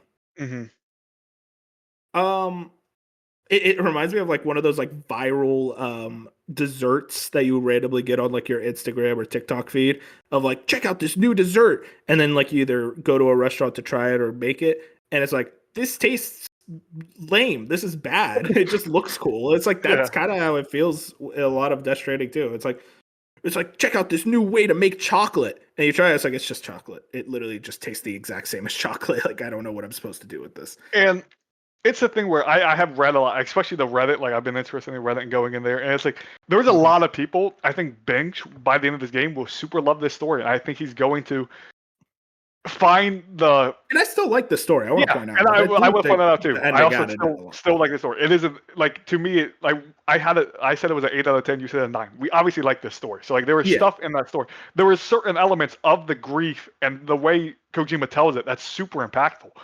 especially in that moment where it's not the end, but it's towards the end where you have to go back in Mexico and Sam has the moment where he's back in his house and like he's having the flashbacks like it's back to normal. Like his house, his setup Yeah. looks That's a normal. great moment. Exactly, where everything's put into place and it's like his trauma is building this like bubble of hope around him where it's just like Yes. no, this is all normal, like this our shelter never got attacked, Lou's here, Lou's fine, like this is all happening, and that was my favorite part in the entire game of Kojima showing off the grief factor. Yeah. But there's not enough of that specific type of storytelling about grief that I like. There wasn't a big enough through line for me. But with that being said, a lot of people on Reddit are eating the story up, and they love the story, and they're talking about like it's one of the best narratives ever. I'm not going to sit here and argue with them. Like, again, You're wrong. Kind of like how music is at the end of the day subjective.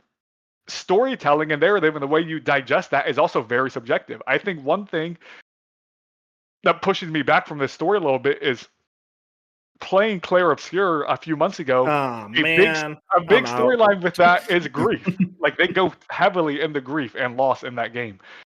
And it's just like it feels like they did a substantially better job. And I'm not here to just compare the two games and be like this one did it good and this one did it bad, because they both did it in their own way. But I think I did have that not even luxury, the just situation of playing that game that did a thing with grief, and then having Kojima tell his side of how grief works in his way. And I don't think Kojima took grief serious enough is my issue at the end of the day.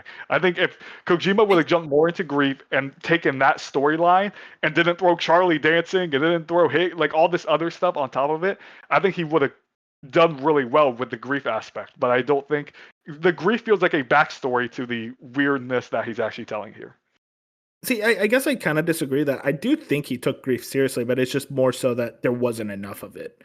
And I do like I feel like the weird stuff, the dancing, that type of stuff does add for me of like enjoyment throughout the game. But would have added even more is just more segments of Sam trying to tackle that grief. And I think like in general, like I don't think you need to have one or the other. I think you can have both. It's just that one feels way more prominent in the weirdness, the dance, and the goofy aspects of Death Stranding and Kojima's storytelling versus how he handles grief. Like I think about a game like Metal Gear Solid 3, which is I'm not going to spoil it, but just like it is a very sad game with a lot of like really depressing moments. Not I wouldn't say a very sad game. It's a very sad game looking back on it. You think about that game, it's like there is an overall feeling of sadness, especially with the ending, but there's also a bunch of weird stuff. But the weird stuff never really overshadows anything. It's the stuff that's just like, oh, remember that goofy scene? But it's never like Death Stranding 2 where I feel like one of my highlights is the weird scene, Mhm. if that makes sense. It's just like I'm kind of like I feel like the grief moments should have been my highlights. Yeah, and it's something I will take back. Not saying he didn't take it serious, because obviously he did. It's just a thing where I think he not even shallow. It's a way of just like the grief is there all the time, but it just feels like you have to specifically pay attention to like the small stuff that Sam's going through, and the small stuff of Sam not talking, and the stuff of Sam not interacting with his shipmates, and like things like that. That is all grief, and that is all building off of the grief connection, which I think Kojima did a good job at. It's just we've said it multiple times throughout this spoiler cast is it doesn't make enough for an interesting plot line and a character and having the connections with Sam and everyone else when the route you're taking with grief is the route of someone being super silent and closeted and staying away from people and not it's like not picking up the phone to text, not answering calls, which is totally a human reaction and does happen. It's just I feel like it was a very hard decision to do that and showcase it in a video game. Like there's that scene early on, like almost immediately after Lou's death, where Fragile comes to check in on Sam, and he's like killing himself constantly because he's just so struck by grief, and I feel like that was so strong. But it almost feels like in the midway point of the game, like he almost forgets about it. And it's like I'm just going on deliveries, humpy dumpy dum. And it's like, do you not remember like your baby's dead? And I get the whole thing of like that I really liked was he was so like depressed about it that he saw Lou in like the BB pod, but the whole time he was just carrying an empty BB pod. I thought that was like a very strong moment and scene, but again, I feel like it's like this should be talked about more, especially after the reveal, where maybe Sam talks to these other people who lost a child or lost their wives, and it's like clearly you guys share a connection. You're just not talking. Except he wants to talk about the currents and the time. That's the thing. It feels like the Magellan is so full of trauma and depression and all these characters that like at the end of the day all have traumatic past and all can like it's almost like the Magellan is just a therapy session of people. Like it's just a straight up it's like an AA meeting. Like they Therapy all show would up. go so hard in there. Yeah, man. like it's like they have so Kojima could have had so many moments of just going in there with each character and opening up and showing more.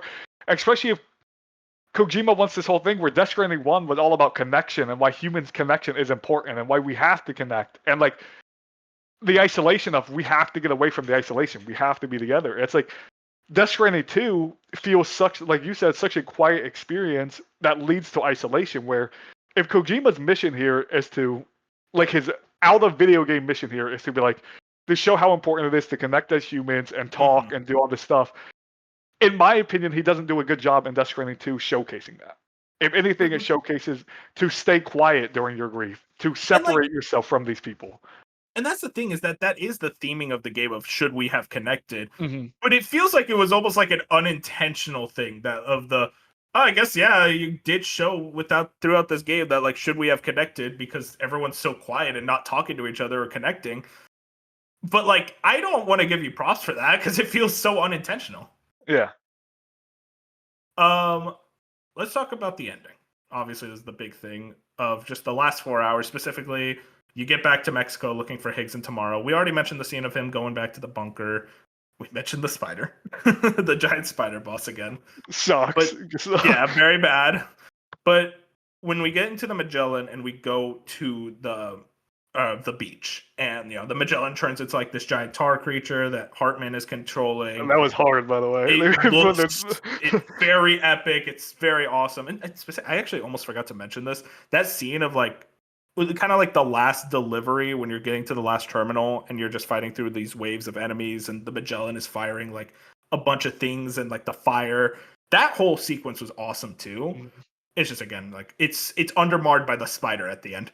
I'm just like I love and the guitar. Like I love when the game at the very end just makes you just like give you the most overpowered weapon and you just go ham with it. Like the guitar is so overpowered that you're just like going through there one-shotting every BT in your way. I'm like yes, turn me into the Terminator. Exactly. But to get back on track, I mean, like, I love that when you're going on the beach, you see the Magellan. It's like just doing these kaiju fights in the background. And like, I thought that was also spectacular. And then the samurai shows up. And it's like, oh god. That boss fight was horrendous. I was going insane doing that specific phase of the boss fight. I think it's the moment again you're like, oh, this all looks so cool, and then Kojima gives you a boss to actually interact with and fight, and you're like, this sucks. This isn't fun. This is boring. You're just blocking, and then he hits your thing, and you hit him, and it's like, Kojima, we got to get you to play Sekiro at least. Like, come on, man, this is it was a parry. It's a dodge. Like a better dodge to do anything. Exactly. It's just it's comical. That fight was comical, and then it gets even worse when you get into the section where it's like all the like pillars, and you're like looking for Higgs to shoot the guitar at. And it's like, again, it's like, this is boring. This isn't cool. Like, this isn't fun. It's just boring. And it's just a repeat. And it sucks because the actual place you're fighting in is such a cool location. You're like, okay, this is cool. And like, all the pillars have like writing on them, and you're like reading the pillars, and like they're saying some crazy stuff and like philosophy and stuff. But like that fight is specifically is like almost the exact same final boss fight in Death Stranding 1. When you're fighting Higgs, you're like hiding behind rocks and stuff, trying to catch his back, and it's like almost the exact same thing, except you're just hiding behind pillars now, and like you're going around the pillars, you're shooting them, and then you go behind cover. Then you go around the pillar, shoot them, go behind cover. It's so just like it doesn't feel good at all. Yeah. But then things start going way better, where we're fighting on like a giant rock or what I forget exactly. It is like I forget if it's a giant rock or if you're on like the hand of one of those giant. Oh yeah, I think it's the head of like the giant BT. Now that you say that, yeah. And you get into an epic guitar clash. And again, this is without question the best boss fight in the game. We both agree. Easily. Very epic. It is literally just the final boss of MGS4. And it's like, yes, that's awesome. I'm glad you did it again. I love that fight. But especially when like kind of like they're both like out of stamina and they're slowly hitting each other. And I'm like, dude, this is no joke, Fusion. It is the exact same. That happens at the end of MGS4, where the person you're fighting, you're like both really out of stamina. You're like, slow punch, and then slow punch back. It's like, yes, this is very cool. And specifically, like when you punch Higgs and like his teeth fly out, it's like, that's very, very cool. But it's also like, okay, the best part of this game is something you did before. Yeah, the way which it sucks for you guys because you guys have played like.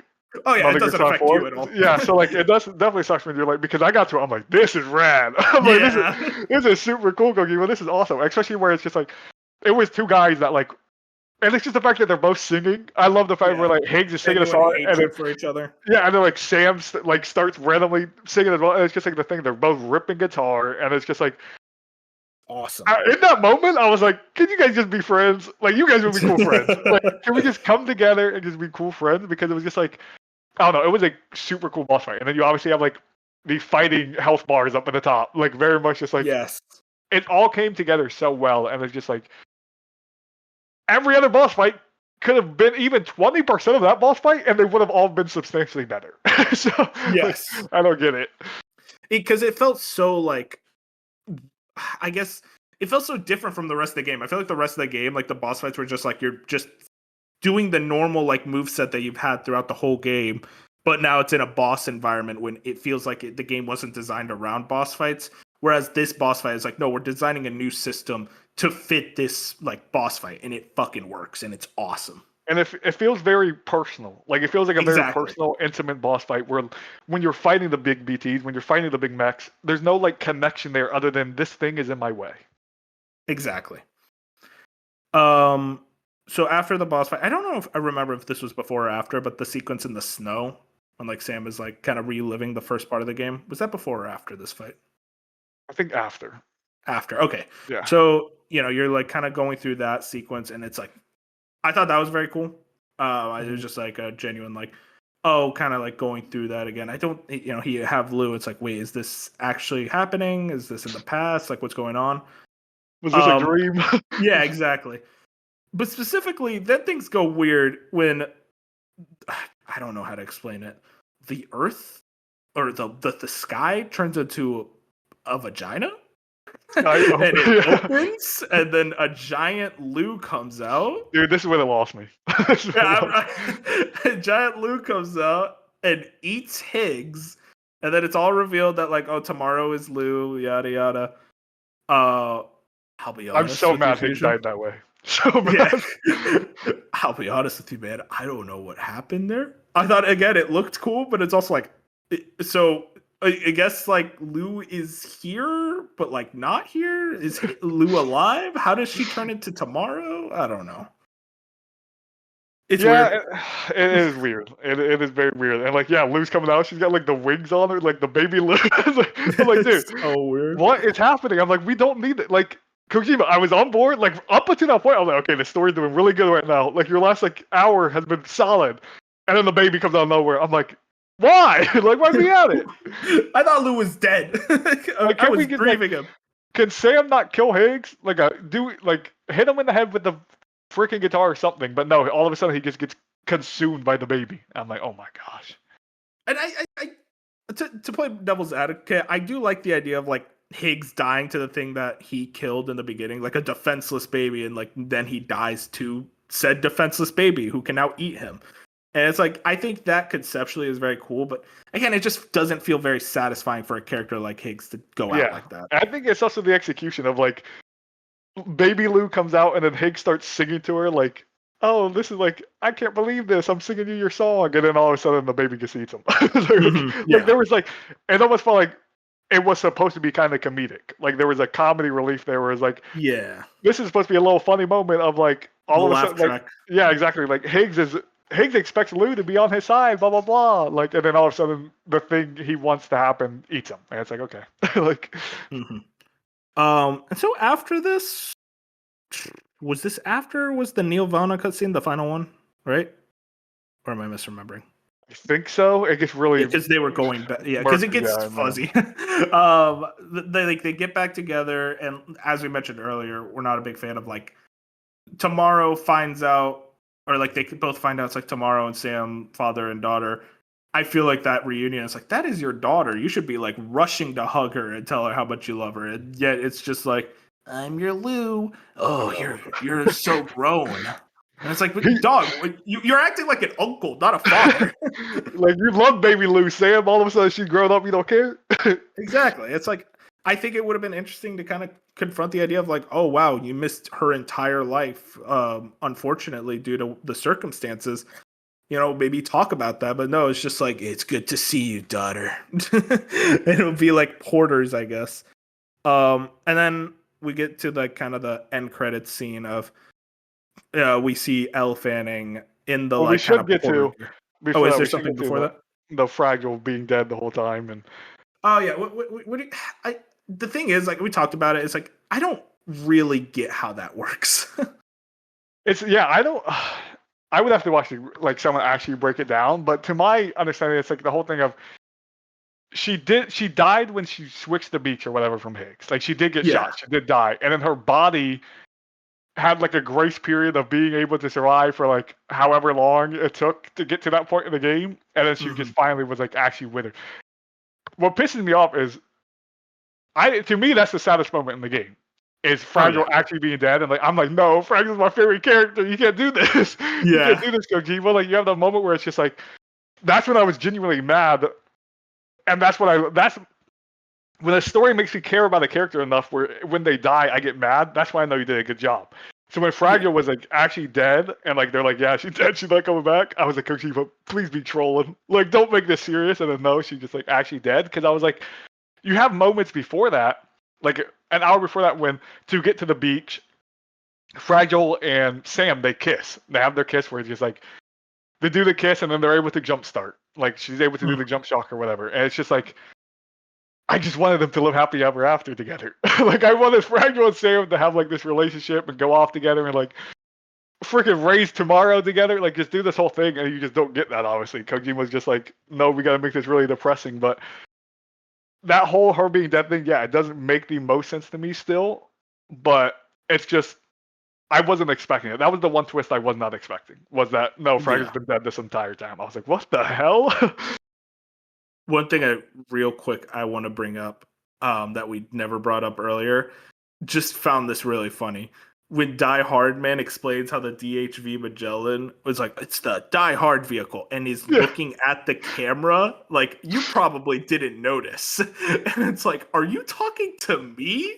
I think there's 2 times in the game where they break the fourth wall. He does that, and I think there's another one with Dead Man or some other character Oh did yeah, the yeah. same thing where they Yep. look directly into the camera. I'm like, dude, come on. It's at Death Stranding 2. Or also, there was Tarman who said, it's kind of like a phantom pain. And I'm like, you motherfucker. He paused after he said that. But to get back on track, but I'm with you with the fragile thing. I'm just like, that shit really made me sad. It was definitely the saddest moment of the game. I wish we kind of stuck with that a bit more, but I do think that was definitely the strongest part or one of the stronger parts of the narrative for me. But to get into after that, that's when they get back, and it is the Elle Fanning cutscene. Yeah.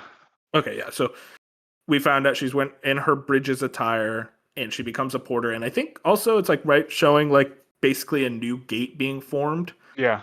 It's pretty clear that the future of the franchise is no longer Norman Reedus as Sam Porter Bridges. It's Elle Fanning as Tomorrow. And listen, that's a big W for me. No, okay, Norman Reedus. I like Norman Reedus. He seems like a cool guy. He seems like a very chill dude.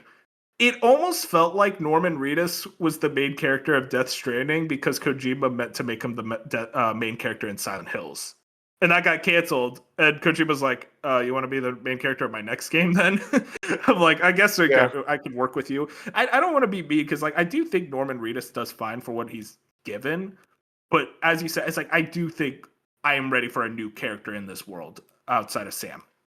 And it's that thing where you can just see how much influence like Fragile had on Tomorrow in that last scene because well, are we calling her Tomorrow or Lou at this point? What are they rocking with? Her full name, her real name is Luis. Yeah. I'll just say Tomorrow. Just okay. So like, consistency.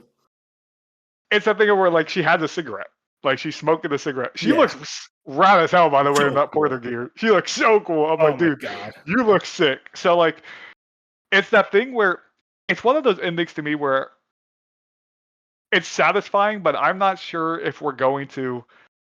It doesn't automatically mean we're getting a third game, but it sets up the possibility. Yes, I think it's weird. Like, I think it's almost Kojima putting a footnote of, oh, excuse me, sorry.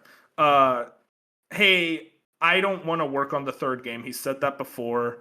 But if someone does, if there is an idea there that's floated around the desk, or like, in the unfortunate thing that like he passes away, and like someone has an idea, someone on that team of like, I want to do a Death Stranding 3, I have an idea, this is my idea, then it's like, this is what they can work off of. And I think that's exciting.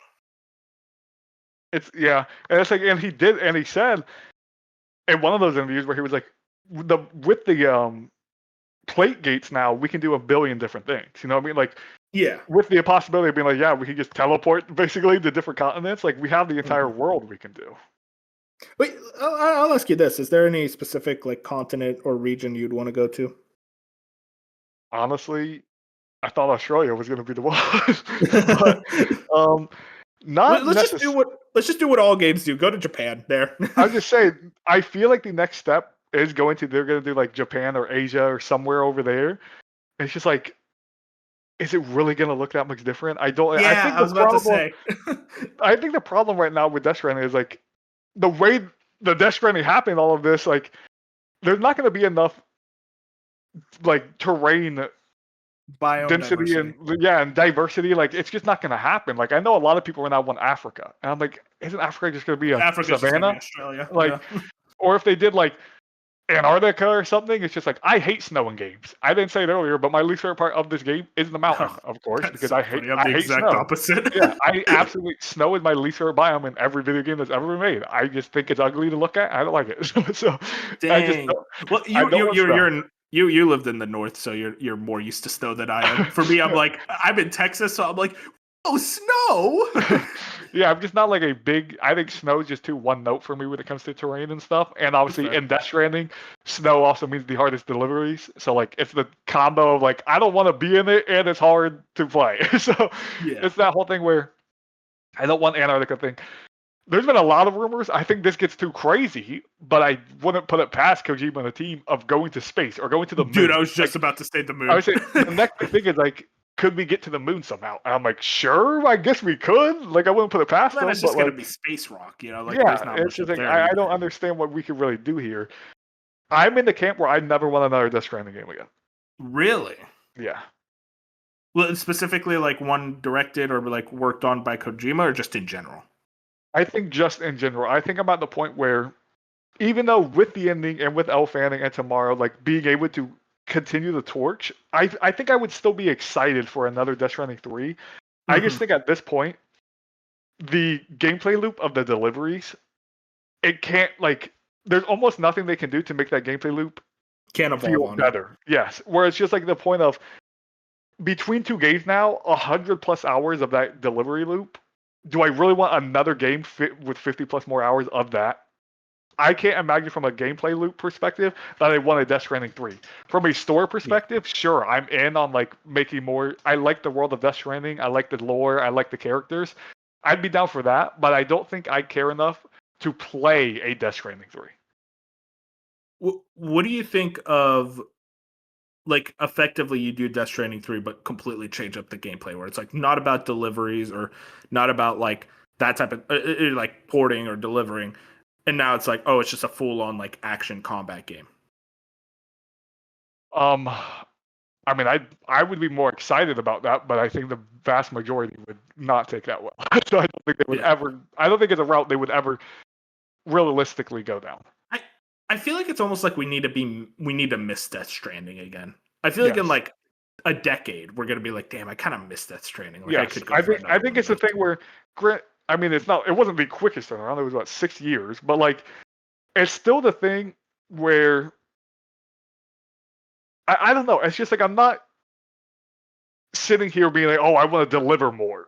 You know what I mean? So, like, it's a thing of when I beat a God of War, like a God of War Ragnarok or whatever. It's just like that combat was so good. If 4 years later they gave me another God of War, it's like I would be like, yes, I'm excited to play this combat again. Yeah. It's the thing with Death Stranding 3 where it's just like the game ended and it's like I don't know if I want to build roads again. You know what I mean? I don't know if I want to get ceramic and do a zipline thing and do the monorail. Also, we never brought up the monorail, but like that thing was whatever. I Oh my god. hated Okay, it that it wasn't annoyed a me. It would cutscene. go over the water in the monorails, like it would go over the water, and it just couldn't build it. It's like I couldn't figure out how to build it. I'm like, well, I guess this monorail is just gonna be incomplete now. Dude, I don't understand why. I'm sure you run the monorail a few times. Why is it not like a this is fast travel loading screen? You actually sit there and watch it. You Oh my sit god, so yeah. it's 8 minutes. One of the places like to go from the very first monorail to like one of the other places like in the middle of the map is 8 straight minutes of you just watching the train go. I'm just sitting on my phone. I'm like, what are we doing, Kojima? Like, put this as a fast travel thing. Isn't the entire point of this monorail to be a fast travel technically because it's faster than driving or walking? Why am I watching it? I didn't allow skipping the monorail segments because I wanted people to be able to catch up to shows like Abbott Elementary. I guess. Like that's what he was like, hey guys, ride the monorail and pull up your favorite movie. Because I just sat there and I would go on YouTube or go on Twitter or just do something on my phone. I'm like, that's not good game design. If I'm just sitting there on my phone while I should be getting a fast travel loading screen. Like it should genuinely Yeah. be a thing of load your gear, load yourself into the monorail, 4 second cutscene. I mean, 4 second little thing. Even it can be a cutscene of you just leaving the station and then you're at the next area. At the very least, let me skip it. Yes, at least exactly. At least let me skip it. But no, all I can do is change the camera angle, make it more cinematic. Like, Ooh. so dumb. So we already talked a lot about how it compares to Death Stranding 1. No need to continue. What about the future of Kojima Productions and kind of their titles of OD and Fizzin? What lessons do you want them to kind of take for those games? Obviously, in very different genres. Like OD is going to be a horror game. Fizzin is a stealth action game. But even then, it's like, what lessons do you want Kojima to take from those games, from Death Stranding 2? It's like, okay, how can you evolve your game design to better fit those games? First off, I don't know if OD is gonna have boss battles. Probably not. But if it does, either of these games, Visit and OD, Let's make your figure boss this battles out. better. Yeah, let's figure out to make the combat fun. That's the hard part right now for thinking about OD and Fizzit. We don't really know what they're even gonna look like, or I mean, like, or we talk about like how there's maybe not boss fights in OD, but like Resident Evil games have boss fights, and I really like those fights. So that's the do thing is, something like I'm that. not expecting OD to be like a third-person action game. I think OD is going to be a Oh wait, very weird. you didn't play RE7. RE7 has boss fights that are really cool. And that's Okay, like first person. I'm trying. OD to me is like, I think going to again, I could be totally wrong. I think the Uh-huh. way he explains OD is closer to like Until Dawn. I Oh don't know if God, I that's what's really gonna hope happen, not. but I do think it's gonna be like a Dark Pictures type thing. That's why he Yeah, has all those interesting. celebrities. That's a good point. That's why, like, so I don't know if there's gonna be a lot of gameplay because remember, didn't he say some weird thing where he's like, OD's gonna combine horror and Yeah, well, he uh, also said it with Fizzant where he was like, yeah, we're I gonna was do gonna say movies and Fizzin was stuff. the one that's like bridging cinema and gaming, and it's like, shut up. Like I don't care anymore, Kojima. Just release your games. But yeah, I'm not. Again, maybe I'm just have read the room wrong with OD, but like to No, me, I think you're right. yeah, it's always more of I think it's gonna be a you're I don't think you're gonna be playing a lot of actual gameplay in OD. So from a Okay. what are you gonna take from Death Stranding to that? Just make your narrative better. I guess I don't know. You know what I mean? I'm not. Delve into things more. Don't just take Yeah. everything surface level. I think that's kind of how I feel right now. And then when it comes As to yeah, um with what were you gonna say with Fizzin? Sorry, go ahead. yeah, when it comes to physics, it's really just like it's weird because I'm going to assume he's gonna take more inspiration from Metal Gear because I mean Yeah, you know, I Fizzin's mean, very Metal Gear. yeah, it's a stealth espionage game. Like it's Stealth gonna be espionage, and he's kind of said it's like it's gonna allude to games I've worked on before. It's like you've worked on Metal yeah. Gear, so I So assume like that's it. from a Death Stranding, what are you gonna bring from Death Stranding perspective? I mean, obviously, I hope for Fizzant you're gonna use the Decima engine. Like, don't go away from it. I don't know if he's announced what engine that is or what, He but is working with PlayStation, so I assume it's Decima again. yeah, I'm like just stay in that engine, please, and then just like compare to Death Stranding to stealth. I mean, there's plenty of improvements they can do on stealth. So like when it comes down to combat and gameplay, it's going to be hard, obviously, to compare the two. But like they have a decent foundation in Death Stranding 2 with the stealth gameplay. Just keep building upon that, but like go way more in Mhm. depth. And now it's going to be a situation where you're not going to have packages on your character or on your shoulder. You're not going to have a weight system, I assume. So it's just like make it more fluid, make it more like I don't know, just make it more like a good stealth game. Yeah, I'm with you. Um, I think I'm with you in general with Fizzin. It's like stealth should be a very much a focus.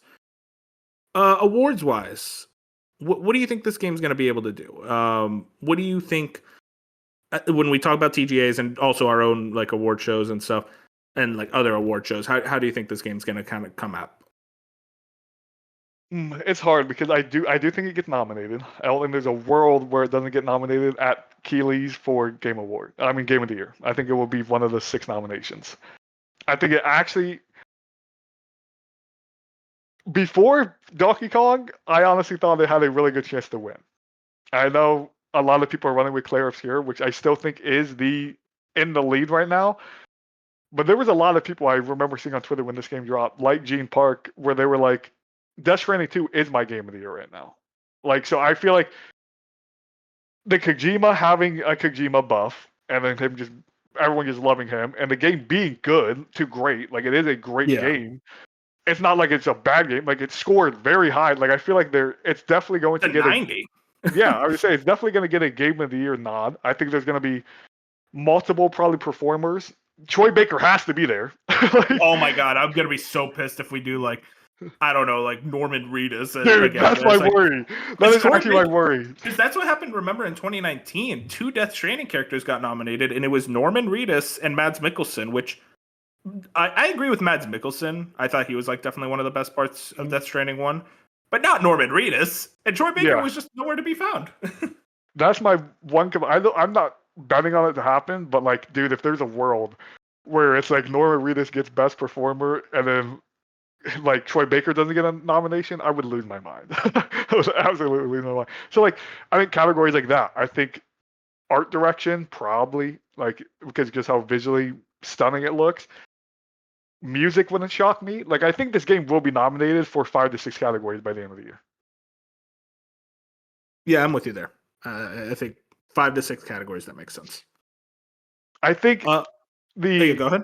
curveball is it depends how good Ghost of Yote is because it's not like the Game Awards is shy in the past of nominating 2 to 3 PlayStation games for a bunch of categories. It's happened, but it's a thing of will critics and people who vote in this thing, will they be like, well, Ghost is a lot better, or Ghost is a lot like it? I think it truly depends. If Ghost is super, super good, I could see it stealing some categories from Death Stranding 2 because of that thing of we don't want everything to be PlayStation.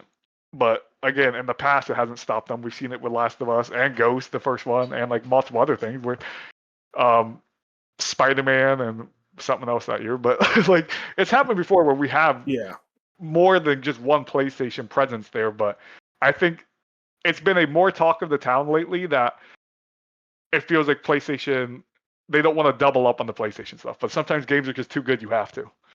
Yeah, I just feel like it's like you can't really avoid like talking Yeah. about like, oh well, we don't want to nominate multiple from a company. It's like, no, if that company did really good, then allow them to have multiple nominees.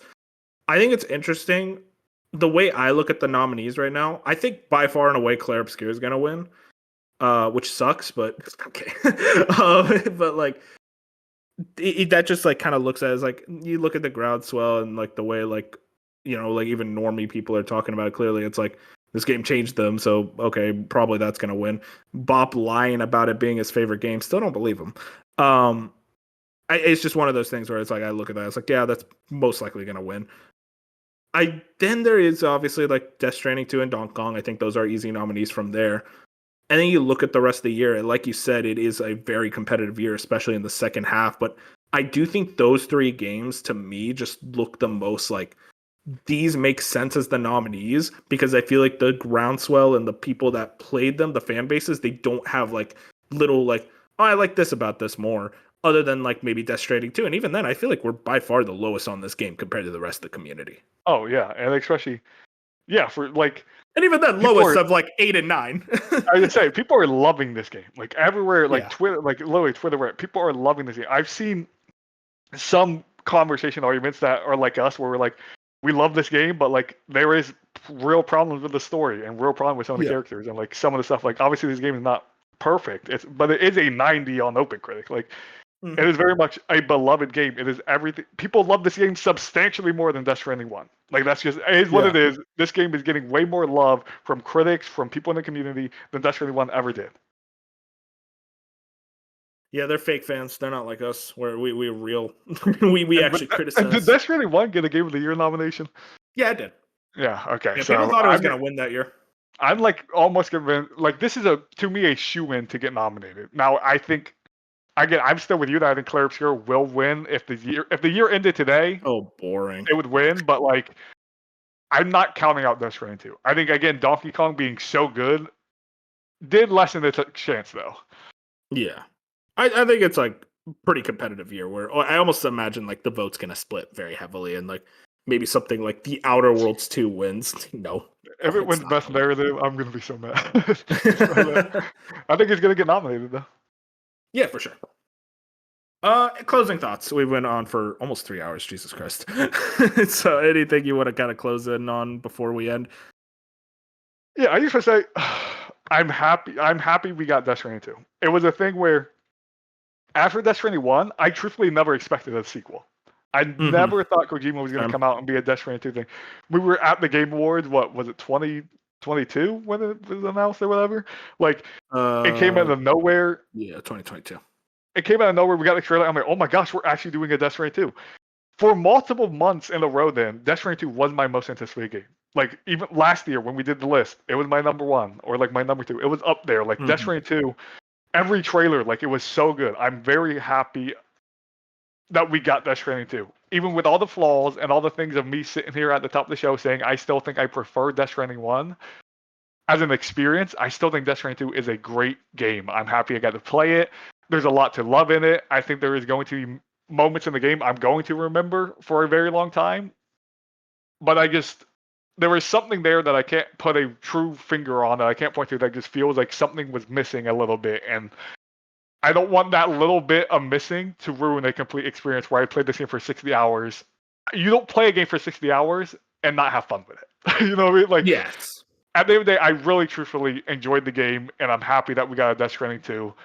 But that's probably enough Death Stranding for me personally as a franchise.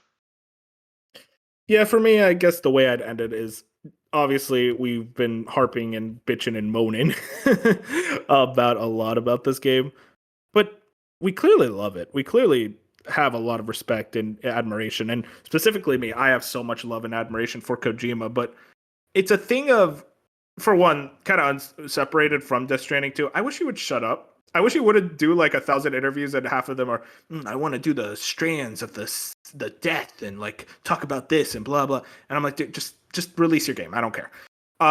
So that's one thing that always annoys me about Kojima, despite being such a super fan of him. And his games are very important to me. I mean, Metal Gear Solid 2 in a big way changed my life and like trajectory as a whole and the way I think about the world. And, you know, obviously like him as a creator is something that means a lot to me. So Death Stranding 2, as per usual, was just another exciting game for me.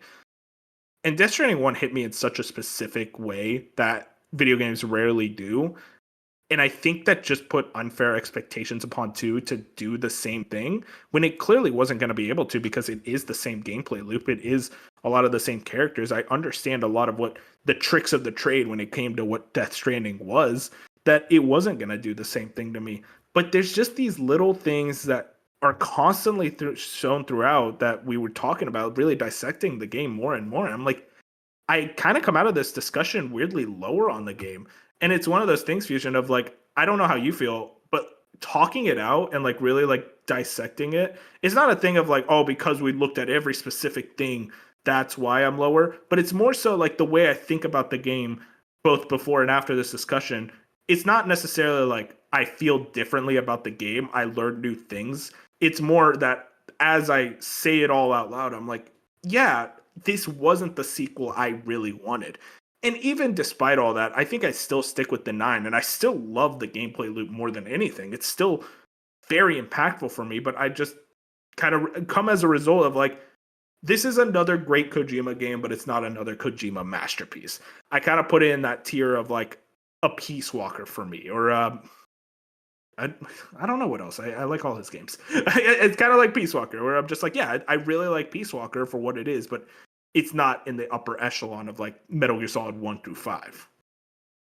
Yeah, and it's that point of, like you said, when you get to someone and you sit here for 3 hours and pick apart the game and talk about it, it's kind of the thing of, for me, and I feel like for a lot of people, when you first beat a game, there's so much thoughts running in your head. You know what I mean? You immediately got to think of like, oh, what do I got to score this? What are my initial thoughts? When you sit there for a few weeks and then 3 weeks later, 2 weeks later from beating it, you have a full-fledged conversation of all the things you didn't like and did like. It's a thing of going back on it and be like, you know, maybe I was too high when I beat it, because that just can happen with certain things, with movies or any type of genre, any type of you medium. separate yourself. Yes, when you separate yourself for a little bit and be like, okay, well, there was actually way more things I didn't like about this, or sometimes it's the opposite, and you think there's actually a lot more things I did like about it. For me, a good example is Elden Ring. When I finished Elden Ring, I was like, okay, like I liked it, didn't love it. I mean, I gave it a 9. I would still stick with that, but like the farther I've gotten away from a 9 is like it. Well, no, okay, well, let me say, I think Elden Ring is a 9 quality product. It's not one of my favorite things of all time. Like on the top 25 favorites, it would not be there. I think it's a very quality built video game. But holding my tongue. Elden Ring is an example of, the longer I've went not playing Elden Ring, the more I kind of have a respect for Elden Ring. I have this layer of like, hey, those certain Elden Ring bosses I think of, I'm like, damn, those bosses are really good, or like this game design was really good. Yeah. Maybe I should replay Elden Ring, blah blah. So it can go in both ways. Where I think in Death Stranding 2, to me, the further I'm getting away from it, the further I've separated myself from Death Stranding 2, the more I'm like, I'm starting to realize I dislike more things than I initially thought when I rolled credits. Yeah. And I mean, I remember when we were playing the Night Rain test, and you said something that was just like along the lines of, damn, I forgot, like FromSoft combat is still like some of my favorite combat in games. And it's like, again, it's that feeling of like separation from the product that you think you know everything about, but then either you go back to it or you just reevaluate it from let me think about this game again that I haven't thought about in a while. I think if I think about Spider-Man 2 again, I feel like I'd be lower on it, where I'm like, there is a lot of story stuff that really bothers me in that game. Or if I think about, because I was really high on Spider-Man 2 when I beat it. I was like, that's a 9. I loved it more than anything. And now when I look back on it, I'm like, maybe I didn't love it more than anything. And there's probably a lot more games like that for me. I just, it's that thing of like re-examination, reacquainting, and also just like us growing, like as like critics, and the more games we play, I think even after a year of not playing a game, it's like we just know more about games and understand what makes them click. Mm-hmm. And it's the thing of people need to stop being afraid of having their opinions changed or swayed, Yes. or like your opinions can change all the time. You can play similar games of like you can play a game, think it's really good, then play a similar game in the genre and realize that game you played before wasn't that great actually when it comes to how that genre works and how that goes. And like you can't be afraid to be like, yeah, I might have gave this game a good example for me is what I remember talking to you when I was talking about. I remember the first Spider-Man.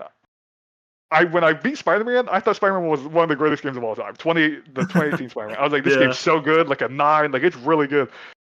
And when I replayed it before Spider-Man 2 came out, I remember coming on this podcast and talking about there's a lot of things I remember that I didn't remember that I dislike. All the Ubisoft Tower stuff, all the terrible crime open world stuff for the Platinum. Like there was terrible things in that game where I'm like, when I rethink about Spider-Man, I'm like, that game's more like an 8 to me. Same thing with Ghost of Tsushima. Like I was so high on Ghost of Tsushima. It still is one of my favorite games of all time. And I remember it, I probably at the time, probably giving it a 9. And it's like the more I thought about it and when I revisited it for DLC and stuff, I'm like, but all the Fox Shrines, all this little stuff. Yeah. It wasn't as high as I actually remembered it being. It's that thing of you have to be honest with yourself and you have to be okay with going back. You're human. You're going to, your minds change all the time. You're going to play so many different games and you're going to start to realize what you really like in games and what you don't. Yeah, exactly. Well, Vision, we talked. One last bit, just to point out, just to be quick. You know the last chapter of Death Stranding 1 is called Tomorrow is in Your Hands? That's cute. I didn't even know that. I just learned that before we did this podcast today. Oh, dude. I'm like, she's dude. literally in your hands. Yeah, she's literally in your hands. Tomorrow is in your hands. Like, he had it all. Kojima had it all from Never the mind. beginning. This is a 10. This game's a 10. He had the 3 line. I saw that. I was like, that's crazy. I was like, that's actually really cool. That's awesome. I did not know that. Well, Fusion, we've been talking for almost 3 hours. Actually, 3 hours exactly. Yeah, actually 3 hours. That's insane. I genuinely thought this would be like an hour and a half.